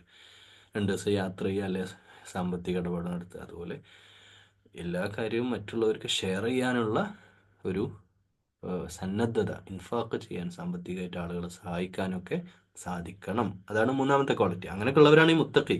അല്ലാതെ ഈ പിശുക്കന്മാരായിട്ട് അറുത്ത കൈക്ക് ഉപ്പ് തേക്കാത്ത, ഈ സ്വഭാവമായിട്ട് യാതൊരു ഉപകാരം ചെയ്യാതെ വെറുതെ ഡയലോഗ് അടിച്ചെടുക്കുന്ന മനുഷ്യന്മാരൊന്നും മുത്തഖികളായിട്ട് കണക്കാക്കാൻ പറ്റില്ല. എന്നിട്ട് പിന്നെ പറയാണ്, വല്ലദീന യുഅ്മിനൂന ബിമാ ഉൻസില ഇലൈക, അവർക്ക് അവതരിക്കപ്പെട്ടതിലും. അതെന്താന്ന് വിശദമായിട്ട് പറയാം. വമാ ഉൻസില മിൻ ഖബലിക, അവർക്ക് ഖബലിക എന്ന് പറഞ്ഞാൽ നിനക്ക് മുമ്പ് അവതരിക്കപ്പെട്ടതിലും. അപ്പോൾ ഏതാണ് മുമ്പും അവർക്കും? അതായത് നമുക്ക് അവതരിക്കപ്പെട്ട ഏതൊക്കെയാ? ഇതന്നെ. ഒന്ന് ഖുർആൻ, പിന്നെ ആരാ? നമ്മുടെ ചങ്കില ചോരയായ, നമ്മുടെ ഹൃദയത്തിൽ ഏറ്റവും നമ്മൾ ഇഷ്ടപ്പെടുന്ന, നമ്മുടെ സ്നേഹത്തിൻ്റെ ഏറ്റവും ഉള്ളിൽ നമ്മൾ അത്രയും അധികം സ്നേഹിക്കുന്ന ഈ പ്രവാചക സ്നേഹമൊക്കെ നമ്മൾ വെറുതെ വയല് പറഞ്ഞാൽ പോരട്ടോ. അതിനെ നമ്മൾ ഈ ദുനിയാവുമായിട്ടൊന്ന് വെറുതെ ഒന്ന് ബന്ധപ്പെട്ട്, ഇപ്പം ഞാൻ നിങ്ങളോട് സംസാരിക്കുന്ന നമ്മുടെ ഈ ഒരു അവസ്ഥയിൽ നമ്മൾ എത്തുന്നത് അള്ളാഹിൻ്റെ റസൂലിൻ്റെ റഹ്മത്തിലാണ്, അള്ളാഹിൻ്റെ റസൂലിൻ്റെ ബർക്കത്തിലാണ്. ഓക്കെ, അള്ളാഹിൻ്റെ റസൂലിൻ്റെ ബർക്കത്തിലേ നമ്മൾ ഈ സംസാരം നടക്കുന്ന. ആലോചിച്ച് നോക്കൂ, കേരളം, UAE, GCC രാജ്യങ്ങൾ, മക്ക, മദീന, സൗദി, ഈ ഗൾഫായത് നബി വന്നുകൊണ്ടല്ലേ? അല്ലേ വെറും മരുഭൂമിയാവില്ല ഇനി അത്? ശരിക്ക് നബി സല്ലല്ലാഹു, നിങ്ങൾക്ക് ചരിത്രം നിങ്ങൾ എത്രത്തോളം പഠിച്ചെന്നല്ല, നബി സല്ലല്ലാഹു അലൈഹി വസല്ലമ വരേണ്ടിയിരുന്നത്, അന്ത്യപ്രവാചകൻ വരേണ്ടിയിരുന്നത് ക്രൈസ്തവ സമൂഹത്തിലായിരുന്നു. അല്ലെങ്കിൽ ബനി ഇസ്രായേൽ പരമ്പരയിൽ ജൂതനായിട്ടാണ് വരേണ്ടിയിരുന്നത്. അതാണല്ലോ ഇപ്പോൾ പ്രശ്നം ഉണ്ടായത്. അല്ലെങ്കിൽ യൂറോപ്പ് മുഴുവനും, ഇന്നത്തെ ക്രൈസ്തവ ലോകം മുഴുവനും ഇസ്ലാമിസ്റ്റുകളായിട്ട് മാറിയിട്ടുണ്ടാവില്ലായിരുന്നോ? അതിൽ വരാതിരുന്ന അവരത്രയും ഹറാമീയത്തിലും അത്രയും ജഹാലത്തിലും അത്രയും ഷിർക്കിലും കുഫറിലും ആയതുകൊണ്ടാണ് അതിൻ്റെ ഇടയിൽ വന്നിട്ട് ഇനി കാര്യമില്ല, ഒരു പ്രവാചകൻ വന്നിട്ട് കാര്യം, ഇവർ കൊന്നുകളയല്ലേ, പ്രവാചകന്മാരെ വരെ കൊന്നുകളയുന്ന ഒരു സമൂഹമല്ലേ. അതൊന്നും നിഷ്കളങ്കരായ അന്നത്തെ അറബികൾ, ഇന്ന് കുറേയൊക്കെ വ്യത്യാസം ഉണ്ടായിരുന്നു, അന്നത്തെ അറബികൾ നിഷ്കളങ്കരായ ഒരു ജനതയെ ത്യാഗസന്നദ്ധരായ ഒരു ജനതയെ അള്ളാഹു തെരഞ്ഞെടുത്തിട്ടാണ് ഇസ്ഹാഖ് അലൈഹി ഇസ്ലാമിൻ്റെ പരമ്പരയിൽ, ഇബ്രാഹിം അലൈഹി ഇസ്ലാമിൻ്റെ പരമ്പരയിൽ, അതിനാൽ ആ പരമ്പര ഇങ്ങനെ എടുത്ത് നോക്കിയാൽ മതി. ഖുറൈശി ഗോത്രത്തിൽ നബി സല്ലല്ലാഹു അലൈഹി വസല്ലമയെ എത്തുന്ന ആ കഥ, ആ ഒരു പരമ്പര മക്കയിലേക്ക് കൊണ്ടുവരികയാണ്, അറബ് ലോകത്തേക്ക്. ഈ മരുഭൂമിയെ പച്ചപ്പണിയിപ്പിക്കാൻ, അതൊരു വാക്കല്ല കേട്ടോ, അതങ്ങനെ തന്നെ പുലർന്നത്. മരുപ്പറമ്പിനെ പച്ചപ്പാക്കി, അത് സാമ്പത്തികമായ ഐശ്വര്യം നൽകി, ആ ബർക്കത്ത് നൽകി. അതിൻ്റെ തണലല്ലേ കേരളം. നമ്മൾ രണ്ട് മൂന്ന് ജനറേഷൻ മുമ്പ് വരെയുള്ള ആളുകൾ പ്രയാസപ്പെട്ട പ്രവാസ ലോകത്ത് അനുഭവിച്ചതിൻ്റെ സുഖമല്ലേ. ഇപ്പൊക്കെ പ്രവാസികൾക്കും അത്ര വലിയ പ്രയാസങ്ങളില്ലാതെ നല്ല രീതിയിൽ നല്ല സാലറി ഒക്കെ വാങ്ങി അവരുടെ ഒരു ജനറേഷൻ ഇവിടുന്ന് പഠിക്കാൻ പോയി, UK-ലും ഓസ്ട്രേലിയയിലും പലയിടത്തും പോയി പഠിക്കുന്നത്, നല്ല ജോലി, നല്ല ചിലരാവട്ടെ അതിൻ്റെ തണല് ഗവൺമെൻറ്, നമ്മുടെ വിദ്യാഭ്യാസ സ്ഥാപനങ്ങളുണ്ടായി, ബിസിനസ് ഉണ്ടായി. ഇതൊക്കെ ഉണ്ടായതിന് പിന്നിലും മുഹമ്മദുർ റസൂലുള്ള, നമുക്ക് ആ ബന്ധം വിട്ട് കളയാൻ പറ്റൂലല്ലോ. ആ രീതിയിലും നബി സല്ലല്ലാഹു അലൈഹി വസല്ലമ നമുക്ക് ദുനീവിയായിട്ട് ഒരുപാട് ബെനിഫിറ്റ് ഉണ്ടായിട്ടില്ലേ. അതുകൊണ്ട് അൽഹംദുലില്ലാ, നമ്മുടെ നബി, നമ്മുടെ ഖുർആൻ, പിന്നെ ഇതേപോലെ ഈസാ നബിയും. ഈസാ നബിയെ, മുഹമ്മദ് നബി സല്ലല്ലാഹു അലൈഹി വസല്ലമയെ നമ്മൾ എത്ര ഇഷ്ടപ്പെടുന്നു അത്ര തന്നെ നമ്മൾ ഇഷ്ടം. കാരണം വിവേചനം ഉണ്ടാവാൻ പാടില്ല. പ്രവാചകം ഇബ്രാഹിം അലൈഹി സ്വലാമിൻ്റെ വിഷയത്തിലായാലും മൂസ അലൈഹി സ്വലാമിൻ്റെ വിഷയം, നമ്മുടെ നബി എന്നുള്ള അർത്ഥത്തിൽ നമുക്കൊരു അധിക സ്നേഹം ഉണ്ടാവും, നമ്മുടെ നബി. പക്ഷേ എല്ലാ പ്രവാചകൻ, ലാ നുഫരിഖു ബൈന അഹദിൻ മിർ റുസുലി, അമന റസൂൽ നമ്മൾ ഓതുന്ന ആയത്താണത്. ലാ നുഫരി, ഒരു തരത്തിലുള്ള വിവേചനവും പ്രവാചകന്മാർക്കിടയിൽ നമ്മൾ കൽപ്പിക്കാൻ പാടില്ല. അത് വേദഗ്രന്ഥങ്ങളുടെ വിഷയത്തിൽ അങ്ങനെ തന്നെയാണ്. അത് ഖുർആൻ അല്ലാത്ത മറ്റ് വേദഗ്രന്ഥങ്ങൾ പറയുകയാണെങ്കിൽ ബൈബിൾ, അല്ലെങ്കിൽ ഇഞ്ചീൽ, സബൂർ, വേദ പുസ്തകങ്ങൾ, അല്ലെങ്കിൽ ഇപ്പോൾ ഇന്ത്യയിലുള്ള മറ്റ് വേദഗ്രന്ഥങ്ങളും. കാരണം നമുക്കൊരിക്കലും പറയാൻ പറ്റില്ല, ലോകത്ത് ഒരുപാട് പ്രവാചകന്മാർ വന്നിട്ടുണ്ട്, നമ്മളതിലൊക്കെ വിശ്വസിച്ചേ പറ്റൂ. കേരളത്തിൽ വന്നിട്ടുണ്ടാവാം, മലയാളിയായിട്ടുള്ള പ്രവാചകൻ ഉണ്ടായിട്ടുണ്ടാവും, ഹിന്ദി പറയുന്ന, തമിഴ് പറയുന്ന, തെലുങ്ക് പറയുന്ന, അല്ലെ ചൈന പ്രവാചകൻ ഉണ്ടായിട്ടുണ്ടാവും, ചൈനയിൽ വന്നിട്ടുണ്ടാവാം. ലോകത്തെല്ലാ സമൂഹങ്ങളിലും പ്രവാചകന്മാർ വന്നു എന്ന് ഖുർആൻ സാക്ഷ്യപ്പെടുത്തിയ സംഗതിയാണ്. ലക്ഷക്കണക്കിന് കാലങ്ങൾക്ക് മുമ്പ് എത്രയോ സമൂഹങ്ങളിലും സമുദായങ്ങളിലും പ്രവാചകന്മാർ വന്നിട്ടുണ്ട്. ഈസാ നബി അറബിയല്ലല്ലോ, ഇബ്രാഹിം നബി അറബിയല്ലല്ലോ. അറബ് സംസാരിക്കുന്ന പ്രവാചകന്മാരും അറബ് സംസാരിക്കാത്ത പ്രവാചകന്മാരും ഉണ്ട്. അതുപോലും നമ്മൾ പലപ്പോഴും ചിന്തിക്കുക, അതിനെപ്പറ്റിയൊക്കെ നമ്മൾ ചിന്തിക്കണം. അറബി സംസാരിക്കുന്ന മുഹമ്മദ് മുസ്തഫ സല്ലല്ലാഹു അലൈഹി വസല്ലമയാണ്. അപ്പോൾ അതല്ലാത്ത ഈസാ നബിയുടെ ഭാഷ പോലും അവർക്ക് എഴുത്ത് ഭാഷ, ഹീബ്രു ഭാഷയിലും അരാമിക് ഭാഷയിലൊക്കെ. അതുകൊണ്ട് തന്നെ ഇന്ന് ആ വേദങ്ങളൊന്നും നിലനിൽക്കണമില്ല. അറബ് സംസാരിക്കുന്ന നബി സല്ലല്ലാഹു അലൈഹി വസല്ലമ, അറബ് ലോകത്ത് അവതരിച്ച വിശുദ്ധ ഖുർആൻ ഇന്നും അതേ വള്ളിപ്പുള്ളി വ്യത്യാസമില്ലാതെ ലോകാവസാനം വരെ നിലനിർത്തണം എന്നുള്ള നീയത്ത്, ഇതിൻ്റെയൊക്കെ മാസ്റ്റർ പ്ലാൻ ഒന്ന് നോക്കുക. അള്ളാഹുവിൻ്റെ എന്തുമാത്രം വ്യക്തവും ശക്തവുമാണ്. ഇത് തകർക്കാൻ കഴിയും ഇനി ഖുർആനെ, തീർക്കാൻ കഴിയും ഖുർആനെ. ലോകത്ത് എവിടെയും വിധം മനുഷ്യൻ വിചാരിച്ചാൽ നടക്കുമോ? ഒരു രാജ്യമോ ലോകത്തെ മുഴുവൻ പട്ടാളക്കാരും ലോകത്തെ മുഴുവൻ മനുഷ്യരും വിചാരിച്ചാൽ കഴിയോ? ഇല്ല. ആരൊക്കെ പല റാഷിസത്തിൻ്റെ പേരിലൊക്കെ, തീവ്രവാദത്തിൻ്റെ പേരിലൊക്കെ എവിടേക്കോ ഖുർആനൊക്കെ കത്തിക്കുന്നത് കാണാം, അങ്ങനെയുള്ള വീഡിയോസ് കാണിക്കാറുണ്ട്. പക്ഷേ എത്ര കത്തിച്ചാലെന്ത്, ലക്ഷക്കണക്കിന് ആളുകളുടെ കൽഭകങ്ങളിൽ, ഇൻ്റർനെറ്റിൽ, മീഡിയയിൽ, കമ്പ്യൂട്ടറുകളിൽ, എവിടൊക്കെ എന്തൊക്കെ കിടക്കണ്. ഇതൊന്നും, ഇത് ഖുർആൻ്റെ നൂറിനെ അവരെത്ര, ഖുർആൻ്റെ മാത്രമല്ല ഇസ്ലാമിൻ്റെ വെളിച്ചത്തെ അവരെത്രത്തോളം കെടുത്താൻ വേണ്ടി ആഞ്ഞ് ഊതുന്നുണ്ടോ, ആ ഊത്തൊക്കെ ഊതുക എന്നല്ലാതെ ഇത് ആളിക്കത്തും. ഇത് ഈ പ്രകാശം കത്തി ജ്വലിക്കുക തന്നെ ചെയ്യും. ഇൻഷാ അല്ലാഹ് ഈ നൂറ് അള്ളാഹു പൂർത്തീകരിക്കും. അള്ളാഹിൻ്റെ നൂറ് തന്നെയാണ് വിശുദ്ധ ഖുർആൻ. അപ്പോൾ വമാ ഉൻസില മിൻ ഖബ്ലിക, മുമ്പ് അവതരിക്കപ്പെട്ട സകല പ്രവാചകന്മാരിലും. അതിലൊരു തമാശ രൂപത്തിലൊരു കാര്യം പറയാണ്, ആ അർത്ഥത്തിൽ തന്നെ കാണുകയും ചെയ്യാവൂ. ഒരിക്കൽ കോഴിക്കോട് ടൗണിൽ നിൽക്കുമ്പോൾ ഒരാൾ നോട്ടീസ് കൊണ്ടുവന്ന്, ഞാൻ അങ്ങനെ വായിച്ചു. വായിച്ചപ്പോൾ തന്നെ ശ്രീകൃഷ്ണ ജയന്തിയുടെ അന്നാണ് ഈ നോട്ടീസ് വരുന്നത്. ശ്രീകൃഷ്ണൻ അലൈഹിസ്സലാമിൻ്റെ ജന്മവാർഷികത്തോടനുബന്ധിച്ച്. അതിങ്ങനെ ആലോചിച്ച് ചിരിച്ചും ചിന്തിച്ചും പോയൊരു സന്ദർഭമാണത്. സംഗതി ശരിയാണ്. സംഗതി ശരിയാണ് എന്നല്ല, സംഗതിയിൽ ശരിയുണ്ട്. അതായത് ഒരു പക്ഷേ പരമ്പരയിലെ ഒരു പ്രവാചകനാണെങ്കിലും നാളെ നമ്മൾ സ്വർഗത്തിലെത്തിയെന്ന് വിചാരിക്കാം. സപ്പോസ് അങ്ങനെ ഒന്ന് ഇമാജിൻ ചെയ്യാം. സ്വർഗത്തിൽ അവിടെ എല്ലാ പ്രവാചകന്മാരുടെ കൂടെ, ഇബ്രാഹിം അലൈഹി ഇസ്ലാമിൻ്റെയും മൂസ അലൈഹി ഇസ്ലാമിൻ്റെയും പ്രവാചകന്മാരുടെ ആ ഒരു ഭാഗത്ത് നമ്മൾ പോയി കാണുമ്പോൾ ഉണ്ട് അവിടെ ശ്രീകൃഷ്ണൻ, അതുപോലെ പ്രധാനപ്പെട്ട ചില പേരുകൾ ഞാൻ ഉദാഹരണമായിട്ട് പറയും. ഉണ്ടെങ്കിലോ, ഉണ്ടാവില്ല എന്ന് നമുക്ക് പറയാൻ പറ്റില്ല, എന്നാൽ ഉണ്ട് എന്ന് ഉറപ്പിച്ച് പറയാനും പറ്റില്ല. പക്ഷെ അതിനുള്ള സാധ്യതകൾ കാണുന്നു. കാരണം ശ്രീകൃഷ്ണൻ എന്ന് പറയുന്ന വ്യക്തി, അവര് ദൈവമായിട്ട് പ്രഖ്യാപിക്കുകയും അതുപോലെ തന്നെയാണ് ഈസാ നബി. ഒരു വ്യക്തി ജീവിച്ച ആ ജീവിത മൂല്യങ്ങൾ എടുത്തു നോക്കുകയാണെങ്കിൽ, സത്യത്തിന് വേണ്ടി ധർമ്മയുദ്ധം നടത്തി, മഹാഭാരത യുദ്ധം, ഞാൻ അതിലേക്ക് കടക്കുകയല്ല, പക്ഷെ പറയാം, ധർമ്മത്തിന് വേണ്ടി പോരാടണം. സകല പ്രവാചകന്മാരും അങ്ങനെയാണല്ലോ ചെയ്തത്. ധർമ്മത്തിനും സത്യത്തിനും നീതിക്കും വേണ്ടി പോരാടിയവരാണ് സകല പ്രവാചകന്മാരും. അതാത് കാലഘട്ടത്തിലെ സാമൂഹ്യ തിന്മകൾക്കെതിരെ അവർ പോരാടിയിട്ടുണ്ട്. അവരുടെ ശരീരം കൊണ്ട് എല്ലാം ചെയ്തിട്ടുണ്ട്. അപ്പോൾ ആ രീതിയിൽ നന്മക്ക് വേണ്ടിയിട്ട് ജീവിതം തിരിച്ച പ്രവാചക വര്യന്മാരുടെ പരമ്പരയിൽ ഇവരൊക്കെ ഉണ്ടായേക്കാം. ഇല്ല എന്ന് നമുക്ക് പറയാൻ പറ്റില്ല, ഇവരാണെന്ന് ഉറപ്പിച്ച് പറയാനും പറ്റില്ല, പക്ഷെ ഉണ്ടായേക്കാം. അതുകൊണ്ട് ഈ ഒരു പരമ്പര മുഴുവൻ ആദരിക്കേണ്ടതുണ്ട്. ഇത് മാത്രമല്ല കേട്ടോ, അതിൽ പ്രധാനപ്പെട്ട ഒരു സംഗതി, അള്ളാഹു അല്ലാത്ത ഇതര ദൈവങ്ങളുമായിട്ട് ബന്ധപ്പെടുത്തി വിശുദ്ധ ഖുർആൻ കൃത്യമായിട്ട് പറഞ്ഞിട്ടുണ്ട്. അനാദരവോടുകൂടി അവരോട് ആ വിഷയം സംസാരിക്കുക പോലും പാടില്ല എന്നാണ്. നമ്മൾ മുസ്ലിങ്ങളോട് പറഞ്ഞാണ്, റെസ്പെക്റ്റ് ചെയ്യാനാ പറഞ്ഞത്, ആദരവോടെ കാണാൻ. അപ്പൊ എന്താണ്, അവരപ്പം നമ്മൾ അധിക്ഷേപിച്ചു കഴിഞ്ഞാൽ അവർ അള്ളാഹുവിനെയാണ് അധിക്ഷേപിക്കുക. അതുകൊണ്ട് അല്ലാതെ അള്ളാഹുവിൻ്റെ വഹദാനിയത്തിൽ കളങ്കം ചേരുമെന്ന ആ അള്ളാഹുവിന് അതിൽ എതിരഭിപ്രായം ഉണ്ടായിട്ടല്ല.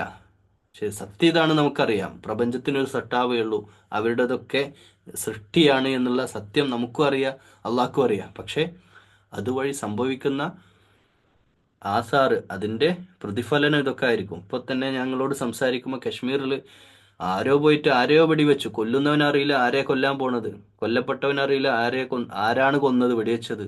മരിച്ചാക്കറിയോ എന്നാരെ വെടിവെച്ചതെന്ന് അറിയില്ല, എവിടുന്നോ ആരോ വെടിവെച്ച് കൊന്നു എന്നെ. ആ മരിച്ച ആളുടെ അവസ്ഥ ആലോചിച്ച് നോക്കൂ. ജാതി പറയണ്ട, മനുഷ്യനാ മരിച്ചത്. കൊന്നതാരാ? തീവ്രവാദി. അവന് മതം കൊടുക്കണ്ട, തീവ്രവാദിയാണ്. ഓൻ ഇസ്ലാമിൻ്റെ പേരിൽ നടക്കണമെങ്കിൽ ഓനൊന്നും ഇസ്ലാം അല്ല. അതാ പറഞ്ഞ, ഈ മുത്തക്കികൾക്ക് ഖുർആൻ ഉപയോഗം ഉണ്ടാവുള്ളൂ എന്ന് പറഞ്ഞു. അവരൊക്കെ വെറും വികാരജീവികൾ, അല്ലെങ്കിൽ അവർക്കൊക്കെ അവരുടേതായ രാഷ്ട്രീയ സാമ്പത്തിക താല്പര്യത്തിന് വേണ്ടിയിട്ട് അവർ കരുവാക്കാണ്. ഒരു മൊത്തം സമുദായത്തെയാണ് അവർ കരുവാക്കുന്നത്. അക്രമികൾക്ക് അള്ളാഹു കഠിനമായ ശിക്ഷ നൽകട്ടെ എന്ന് നിങ്ങളോടൊപ്പം ഞാൻ ചേർന്ന് ദുആ ചെയ്യാണ്. എന്തിൻ്റെ പേരിലും ന്യായീകരിക്കാൻ പറ്റൂല. നിരപരാധികളായ ആളുകളെ എന്ത് അടിസ്ഥാനത്തിൽ, ഏത് ഖുർആന്റെ അടിസ്ഥാനത്തിൽ? ബദർ യുദ്ധം നടക്കുമ്പോഴും യുദ്ധത്തിൻ്റെ ഇടയിലും സ്ത്രീകളെയും കുട്ടികളെയും നിങ്ങൾ ഉപദ്രവിക്കരുത് എന്ന് പഠിപ്പിക്കുന്ന ആ ഇസ്ലാമിക ദർശനത്തിന്റെ വക്താക്കളാണോ, അവരാണോ ഈ പോയിട്ട് ചെയ്ത്? അതൊന്നുമല്ല. അതൊക്കെ വെളിച്ചത്ത് വരും. ഇന്നല്ലെങ്കിൽ നാളെ സത്യം പുറത്തു വരും. സത്യം പുറത്തു വന്ന ചരിത്രം ഇന്ത്യയിലുള്ളൂ, അതുപോലെ ലോകത്തുള്ളൂ. അതൊക്കെ വന്നോളും. പക്ഷെ അതിൻ്റെ ഒന്നും ഉത്തരവാദിത്തം ഇസ്ലാമിന്റെ പേരിൽ കെട്ടിവെക്കരുത്. ഇസ്ലാം ഇതൊന്നും കൽപ്പിക്കുന്നില്ല. ഇതാണ് സത്യം. അതെല്ലാവർക്കും അറിയാം, അത് തെളിഞ്ഞ കാര്യമാണ്.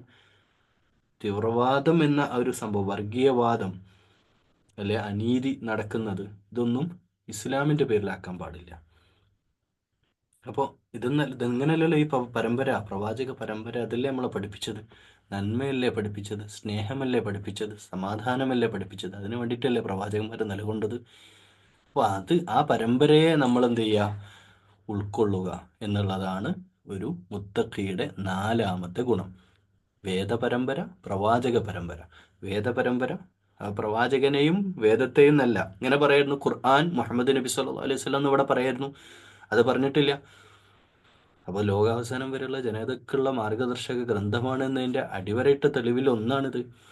എല്ലാ വേദങ്ങളെയും എല്ലാ പ്രവാചകന്മാരെയും ഉൾക്കൊള്ളുന്നവരാണ് മുത്തഖികൾ. ഖുർആന് ഏതെങ്കിലും ഒരു സമൂഹത്തിനോ സമുദായത്തിനോ ഇറങ്ങുന്നതല്ല. പിന്നെ പറയാം അവസാനത്തത്, 5ാമത്തെ ഗുണം, വബിൽ ആഖിറതി ഹും യൂഖിനൂൻ. യഖീനോടുകൂടെ, യഖീൻ എന്ന് പറഞ്ഞാൽ എന്താ അറിയോ? ഉറപ്പിച്ച്. ഉറപ്പിച്ചെന്ന് പറഞ്ഞാൽ അതിൽ പിന്നെ യാതൊരു ശക്കും ഉണ്ടാവരുത്, ഒരു സംശയമില്ലാത്ത, ലേശം സംശയമില്ല, അങ്ങനെ. വബിൽ ആഖിറത്ത്. ആഖിറത്ത് എന്ന് പറഞ്ഞാൽ പരലോകമുണ്ട്, സ്വർഗമുണ്ട്, നരകമുണ്ട്, അതല്ല ആഖിറം എന്ന് പറഞ്ഞാൽ. പരലോകത്തിലുള്ള വിശ്വാസം എന്ന് പറഞ്ഞാൽ ചില ആളുകളൊക്കെ വിചാരിച്ചിരിക്കുന്നത് അന്ത്യനാളിലുള്ള വിശ്വാസം. അങ്ങനെ ചെറുപ്പത്തിൽ മദ്രസയിൽ നിന്ന് പഠിക്കുകയാണ്. ഒരു വിശ്വാസമല്ല അത്, വിശ്വാസത്തിന്റെ പേരല്ല. ഞാനിവിടെ ചെയ്യുന്ന ഓരോ കാര്യത്തിനും നാളെ പടച്ചവന്റെ മുമ്പിൽ വിചാരണ നേരിടേണ്ടി വരും, അതുകൊണ്ട് ഞാൻ ഈ തെറ്റുകൾ ചെയ്യാൻ പാടില്ല എന്ന് പറഞ്ഞ് ഈ തെറ്റെന്ന് പിന്മാറുന്നതിന്റെ ആ വിശ്വാസമാണ് ആഖിറത്തിലുള്ള വിശ്വാസം എന്ന് പറഞ്ഞാൽ. ഇപ്പൊ ഞാൻ തൽക്കാലത്തിൽ രക്ഷപ്പെടും, പക്ഷെ ഇതിന്റെ ആഖിറം എന്താണ്? അള്ളാഹിന്റെ മുമ്പിൽ ഞാൻ മറുപടി പറയേണ്ടി വരും എന്നുള്ള ബോധം, അതിനാണ് ഈ ആഖിറത്തിലുള്ള വിശ്വാസം എന്ന് പറഞ്ഞാൽ. ഹിസാബിലേക്ക് അതിനെ ബന്ധപ്പെടുത്തണം, സ്വർഗ നരകങ്ങളിലേക്കും ഇതിനെ ബന്ധപ്പെടുത്തണം. അതാണ് ആഖിറത്തും. ഇപ്പം തൽക്കാലത്തേക്ക് രക്ഷപ്പെടുമായിരിക്കും. ഇപ്പം തൽക്കാലത്തേക്ക് നമ്മുടെ നമ്മുടെ ടീം ഏത് ഇസ്രായേൽ അവർ ചെയ്തുകൊണ്ടിരിക്കുന്ന അക്രമമൊക്കെ ഒരു തൽക്കാലത്തേക്കാണ്. 10-75 കൊല്ലമായി. ഇൻഷാ അള്ളാ അത് എന്തൊന്നിലേക്കുള്ള ക്ലൈമാക്സ് ആണ് ആ പോണത്. ലോകാവസാനത്തിലേക്കുള്ള ഒരു ക്ലൈമാക്സ് എന്ന് പറഞ്ഞു. ഇപ്പം അധികമൊന്നും നീളേണ്ടതില്ല, കാര്യങ്ങളൊക്കെ ഏകദേശം തീരുമാനമായിട്ടുണ്ട്. അപ്പോൾ ഈ ആഖിറം എന്ന് പറഞ്ഞൊരു സംഭവം സംഭവിക്കാൻ പോകുന്നുണ്ട്. അത് വ്യക്തികളാവട്ടെ രാജ്യമാവട്ടെ അത് അവർക്ക് നല്ലതിനായിരിക്കില്ല. അവസാനം എല്ലാത്തിനും തിരിച്ചു കിട്ടും. അതാണ് ഈ ആഖിറം. അന്ത്യനാൾ എന്ന് മാത്രം പറഞ്ഞാൽ പോരാ, അന്ത്യനാളിലേക്കുള്ള ഈ ദുനിയാവിനെ പാകപ്പെടുത്തലും അതിൻ്റെ പ്രധാനപ്പെട്ട വിഷയമാണ്. അപ്പോൾ നമ്മളൊന്ന് തിരിച്ചങ്ങോട്ട് പോയി വെക്കാം, മുത്തഖയിലേക്ക് തിരിച്ചു പോയി വെക്കാം. അന്ത്യനാളിലെ ഹിസാബിനെയും പരലോകത്തെയും സ്വർഗനരകങ്ങളെയും അടിയുറച്ച് ഈമാനോട് യഖീനോടുകൂടെ വിശ്വസിക്കുകയും നമുക്ക് മുമ്പ് അവതരിക്കപ്പെട്ട സകല പ്രവാചക പരമ്പരയിലും വേദ പരമ്പരയിലും അടിയുറച്ച് വിശ്വസിക്കുകയും അതനുസരിച്ച് ജീവിതത്തെ ക്രമപ്പെടുത്തുകയും അവർക്ക് നൽകപ്പെട്ടിട്ടുള്ള അള്ളാഹുവിൻ്റെ നിഅമത്തുകളും റിസുക്കുമെല്ലാം ഇൻഫാഖ് ചെയ്യുകയും മറ്റുള്ളവർക്ക് സഹോദര ജനങ്ങൾക്ക് വേണ്ടിയിട്ട് ചെലവഴിക്കുകയും ചെയ്യുന്നവർ. അത് മുസ്ലിങ്ങൾക്ക് മാത്രമല്ല കേട്ടോ, അതും അടിവരയിട്ട് പറയാണ്. ചിലർ അങ്ങനെയൊക്കെ ഒരു ധാരണ ഉണ്ട്, എല്ലാം മുസ്ലിങ്ങൾക്ക് കൊടുക്കണം. അല്ല, വിശക്കുന്നവനെയാണ് ഭക്ഷണം കൊടുക്കേണ്ടത്. ഓ അള്ളാഹു അക്ബർ പറഞ്ഞിട്ടില്ലെങ്കിലും മറ്റവരെന്തെങ്കിലും പറഞ്ഞോട്ടെ, നമ്മൾ അള്ളാഹു അക്ബർ ഇനി പറഞ്ഞില്ലെങ്കിലും ഓനിഞ്ഞ് ശിർക്ക് ചെയ്യുന്നവനാണെങ്കിലും അമ്പലത്തിൽ പോകണവനോ എന്തിനിപ്പോൾ കള്ളുടിയനാണെങ്കിലും വിശക്കുന്നവനും ബുദ്ധിമുട്ടുന്നവനും നമ്മൾ സഹായിക്കാൻ ബാധ്യസ്ഥരാണ്. ഓക്കെ. വമിമ്മ റസഖ്നാഹും യുൻഫിഖൂൻ വയുഖീമൂന സ്വലാത്ത. അപ്പം നിസ്കരിക്കുകയും സമ്പത്തും സംവിധാനങ്ങളും എല്ലാം മറ്റുള്ളവർക്ക് വേണ്ടിയിട്ട് എല്ലാ അമലുകളും ചെയ്യുന്ന സൽക്കർമ്മികളായ 5 വഖ്ത് നിസ്കരിക്കുന്ന ഗൈബിയായ അള്ളാഹുവിലും വിശ്വാസ കാര്യങ്ങളിൽ അടിയുറച്ച് ഈമാനോടെ വിശ്വസിക്കുന്ന യഥാർത്ഥ മുത്തഖികൾ അവർക്കുള്ള ഹുദയാണ് ഈ കിതാബ് എന്നതിൽ സംശയമില്ല. അപ്പോൾ ഇവിടുന്ന് ഇങ്ങോട്ട് എടുത്ത് വരണം. ഇവിടുന്ന് ഇങ്ങോട്ട് കൊണ്ടുവന്നിട്ട് ഈ മുത്തഖിയെ ഈ റൈബിലേക്ക് കണക്ട് ചെയ്തിട്ട് സംശയമില്ലാത്ത കിതാബാണ് എന്നതിൽ സംശയമില്ല. ഇങ്ങനെയുള്ള ഒരു മുത്തക്കികൾക്കുള്ള ഹുദയാണ് എന്ന കിതാബാണെന്നതിൽ സംശയമില്ല. ആലോചിച്ച് നോക്കണം. ഇങ്ങനെയാണ് ഇതിൻ്റെ തഫ്സീർ മായന പറയുക. എന്നിട്ട് ഉലായിക അലാ ഹുദം മിർ റബ്ബിഹിം, ഉലായിക ഇക്കൂട്ടര് മുത്തക്കികളായ ഹുദയുള്ള സന്മാർഗത്തിലായിട്ടുള്ള ആളുകളുണ്ടല്ലോ, ഈ പറഞ്ഞ 5 ഗുണങ്ങളുള്ള ഈ യഥാർത്ഥ മുത്തക്കികൾ, ഉലായിക അക്കൂട്ടർ അലാ ഹുദം മിർ റബ്ബിഹിം, അള്ളാഹുവിൻ്റെ ഹുദയിലാണ്. ചില സമയത്തൊക്കെ റബ്ബിനെ അള്ളാഹ് അവിടെ മിനല്ലാന്നല്ലേ പറയാം, റബ്ബ് കുറച്ചുകൂടെ അള്ളാഹുവിനോടെ. ഞാൻ ഈ ഖുറാൻ്റെ എൻ്റെ ഒരു പഠനത്തിലും നിരീക്ഷണത്തിലൊക്കെ അള്ളാഹുവിന് ഇഷ്ടം തോന്നി കഴിഞ്ഞാൽ പിന്നെ റബ്ബ് എന്നുള്ള വാക്കാണ് അവിടെ വരിക. റബ്ബ് ഇപ്പോൾ നമ്മളൊന്ന് ചേർത്ത് പിടിക്കുക, റബ്ബ് എന്നാണ്. ഒരു ക്യൂട്ട് നെയിം ആയിട്ടാണ് നമ്മളതിനെ കാണേണ്ടത്. നമ്മളെല്ലാം എൻ്റെ റബ്ബേ, ആ വാക്കിനെ നമ്മൾ നോക്കും, എൻ്റെ റബ്ബേ. നമ്മൾ ലൗലി അള്ളാഹിനെ വിളിക്കുക, സ്നേഹപുരസ്സരം അള്ളാഹുവോട് നമ്മൾ പറയുക. അതുപോലെ അള്ളാഹുവിന് ഇവിടെ ഒരു എൻ്റെ ആൾക്കാരാണത് എന്ന് പറയാണ്, ഓരോ റബ്ബ്. ആ റബ്ബിൻ്റെ ഹുദയിലാണെന്ന് ആ ഒരു വാക്ക് നോക്കൂ. അവർ പറയും ഉലായിക്ക ഹുമുൽ, അവരുണ്ടല്ലോ ഉലായിക്ക ഇക്കൂട്ടര് പറഞ്ഞ കൂട്ടര് 5 ക്വാളിറ്റി ഉള്ള നമ്മളൊക്കെ അള്ളാഹു അതിൽ ഉൾപ്പെടുത്താൻ തൗഫീഖ് ചെയ്യട്ടെ. ആമീൻ. ഉലായിക ഹുമുൽ മുഫ്ലിഹൂൻ, അവരാണ് വിന്നേഴ്സ്, അവരാണ് വിജയികൾ എന്ന് പറഞ്ഞിട്ട് ഇവിടെ നിർത്തിയ മാത്രമല്ല, അടുത്ത ഇൻഷാ അല്ലാഹ് അടുത്തൊരു വീഡിയോയിൽ പറയും. ഇനി കാഫിറുകളെ പറ്റി, സത്യനിഷേധികളെ പറ്റിയാണ് അടുത്ത പേജിൽ പറയുന്നത്. അപ്പോൾ 5 ആയത്തുകൾ, സൂറത്തുൽ ബഖറയിലെ 5 ആയത്തുകൾ ഇവിടെ തൽക്കാലത്തേക്ക് അവസാനിക്കുമ്പോൾ ഇൻട്രോ പേജ്, ഖുർആനിൻ്റെ 1-ാമത്തെ പേജ്, ഫാത്തിഹ കഴിഞ്ഞാൽ 1-ാമത്തെ തുടക്കം കൃത്യമായി ക്ലിയറായി നെല്ലും പതിരും തിരിച്ച് സംഗതി അള്ളാഹ് പറഞ്ഞു അല്ലേ. മുത്തക്കികൾക്ക് ഹുദ ഉണ്ടാവുള്ളൂ, ബാക്കിയുള്ളവരൊന്ന് ഇത് ഓതിയിട്ടൊന്ന് വലിയ കാര്യം നിങ്ങൾ പഠിച്ചോളൂ. മുത്തക്കിയാകാത്തോടത്തോളം കാലം നിങ്ങൾക്ക് ഇത്, മുത്തക്കി അല്ലാത്ത ഒരാൾക്ക് പിന്നെ ഈ ഖുർആനെ കൊണ്ട് വലിയ പ്രയോജനമൊന്നുമില്ലല്ലോ. എത്ര ആളുകളുണ്ട് ഇതൊക്കെ ഹിഫ്ള് ചെയ്ത് കാണാതെ പഠിച്ച് വലിയ ആലിമായിട്ട് നടന്നിട്ട് ദീനെന്നൊക്കെ വഴിമാറി സഞ്ചരിക്കുന്ന വാലീൻ എന്ന അവസ്ഥയിലെത്തി എത്ര പേരുണ്ട്, അങ്ങനെയുണ്ട്. അപ്പം അതുകൊണ്ട് നമ്മൾ പരമാവധി പഠിക്കുക. അള്ളാഹു നമ്മളെ ഹിദായത്തിലാക്കട്ടെ. തഖ്വയോടെ സൂക്ഷ്മതയോടുകൂടി അള്ളാഹിൻ്റെ കലാം പഠിക്കാൻ, അള്ളാഹു അതനുസരിച്ച് ജീവിക്കാനും തൗഫീഖ് ചെയ്യട്ടെ എന്ന് നിങ്ങളോടൊപ്പം ചേർന്ന് പ്രാർത്ഥിച്ചുകൊണ്ട് റബ്ബന തഖബ്ബൽ മിന്ന ഇന്നക അൻത സമീഉൽ അലീം. ഈ പറഞ്ഞതിനെയും കേട്ടതിനെയും സ്വാലിഹായ ഒരു അമലായി അള്ളാഹുവെ ഞങ്ങളിൽ നിന്ന് കബൂൽ ചെയ്യണേ അല്ലാഹ്.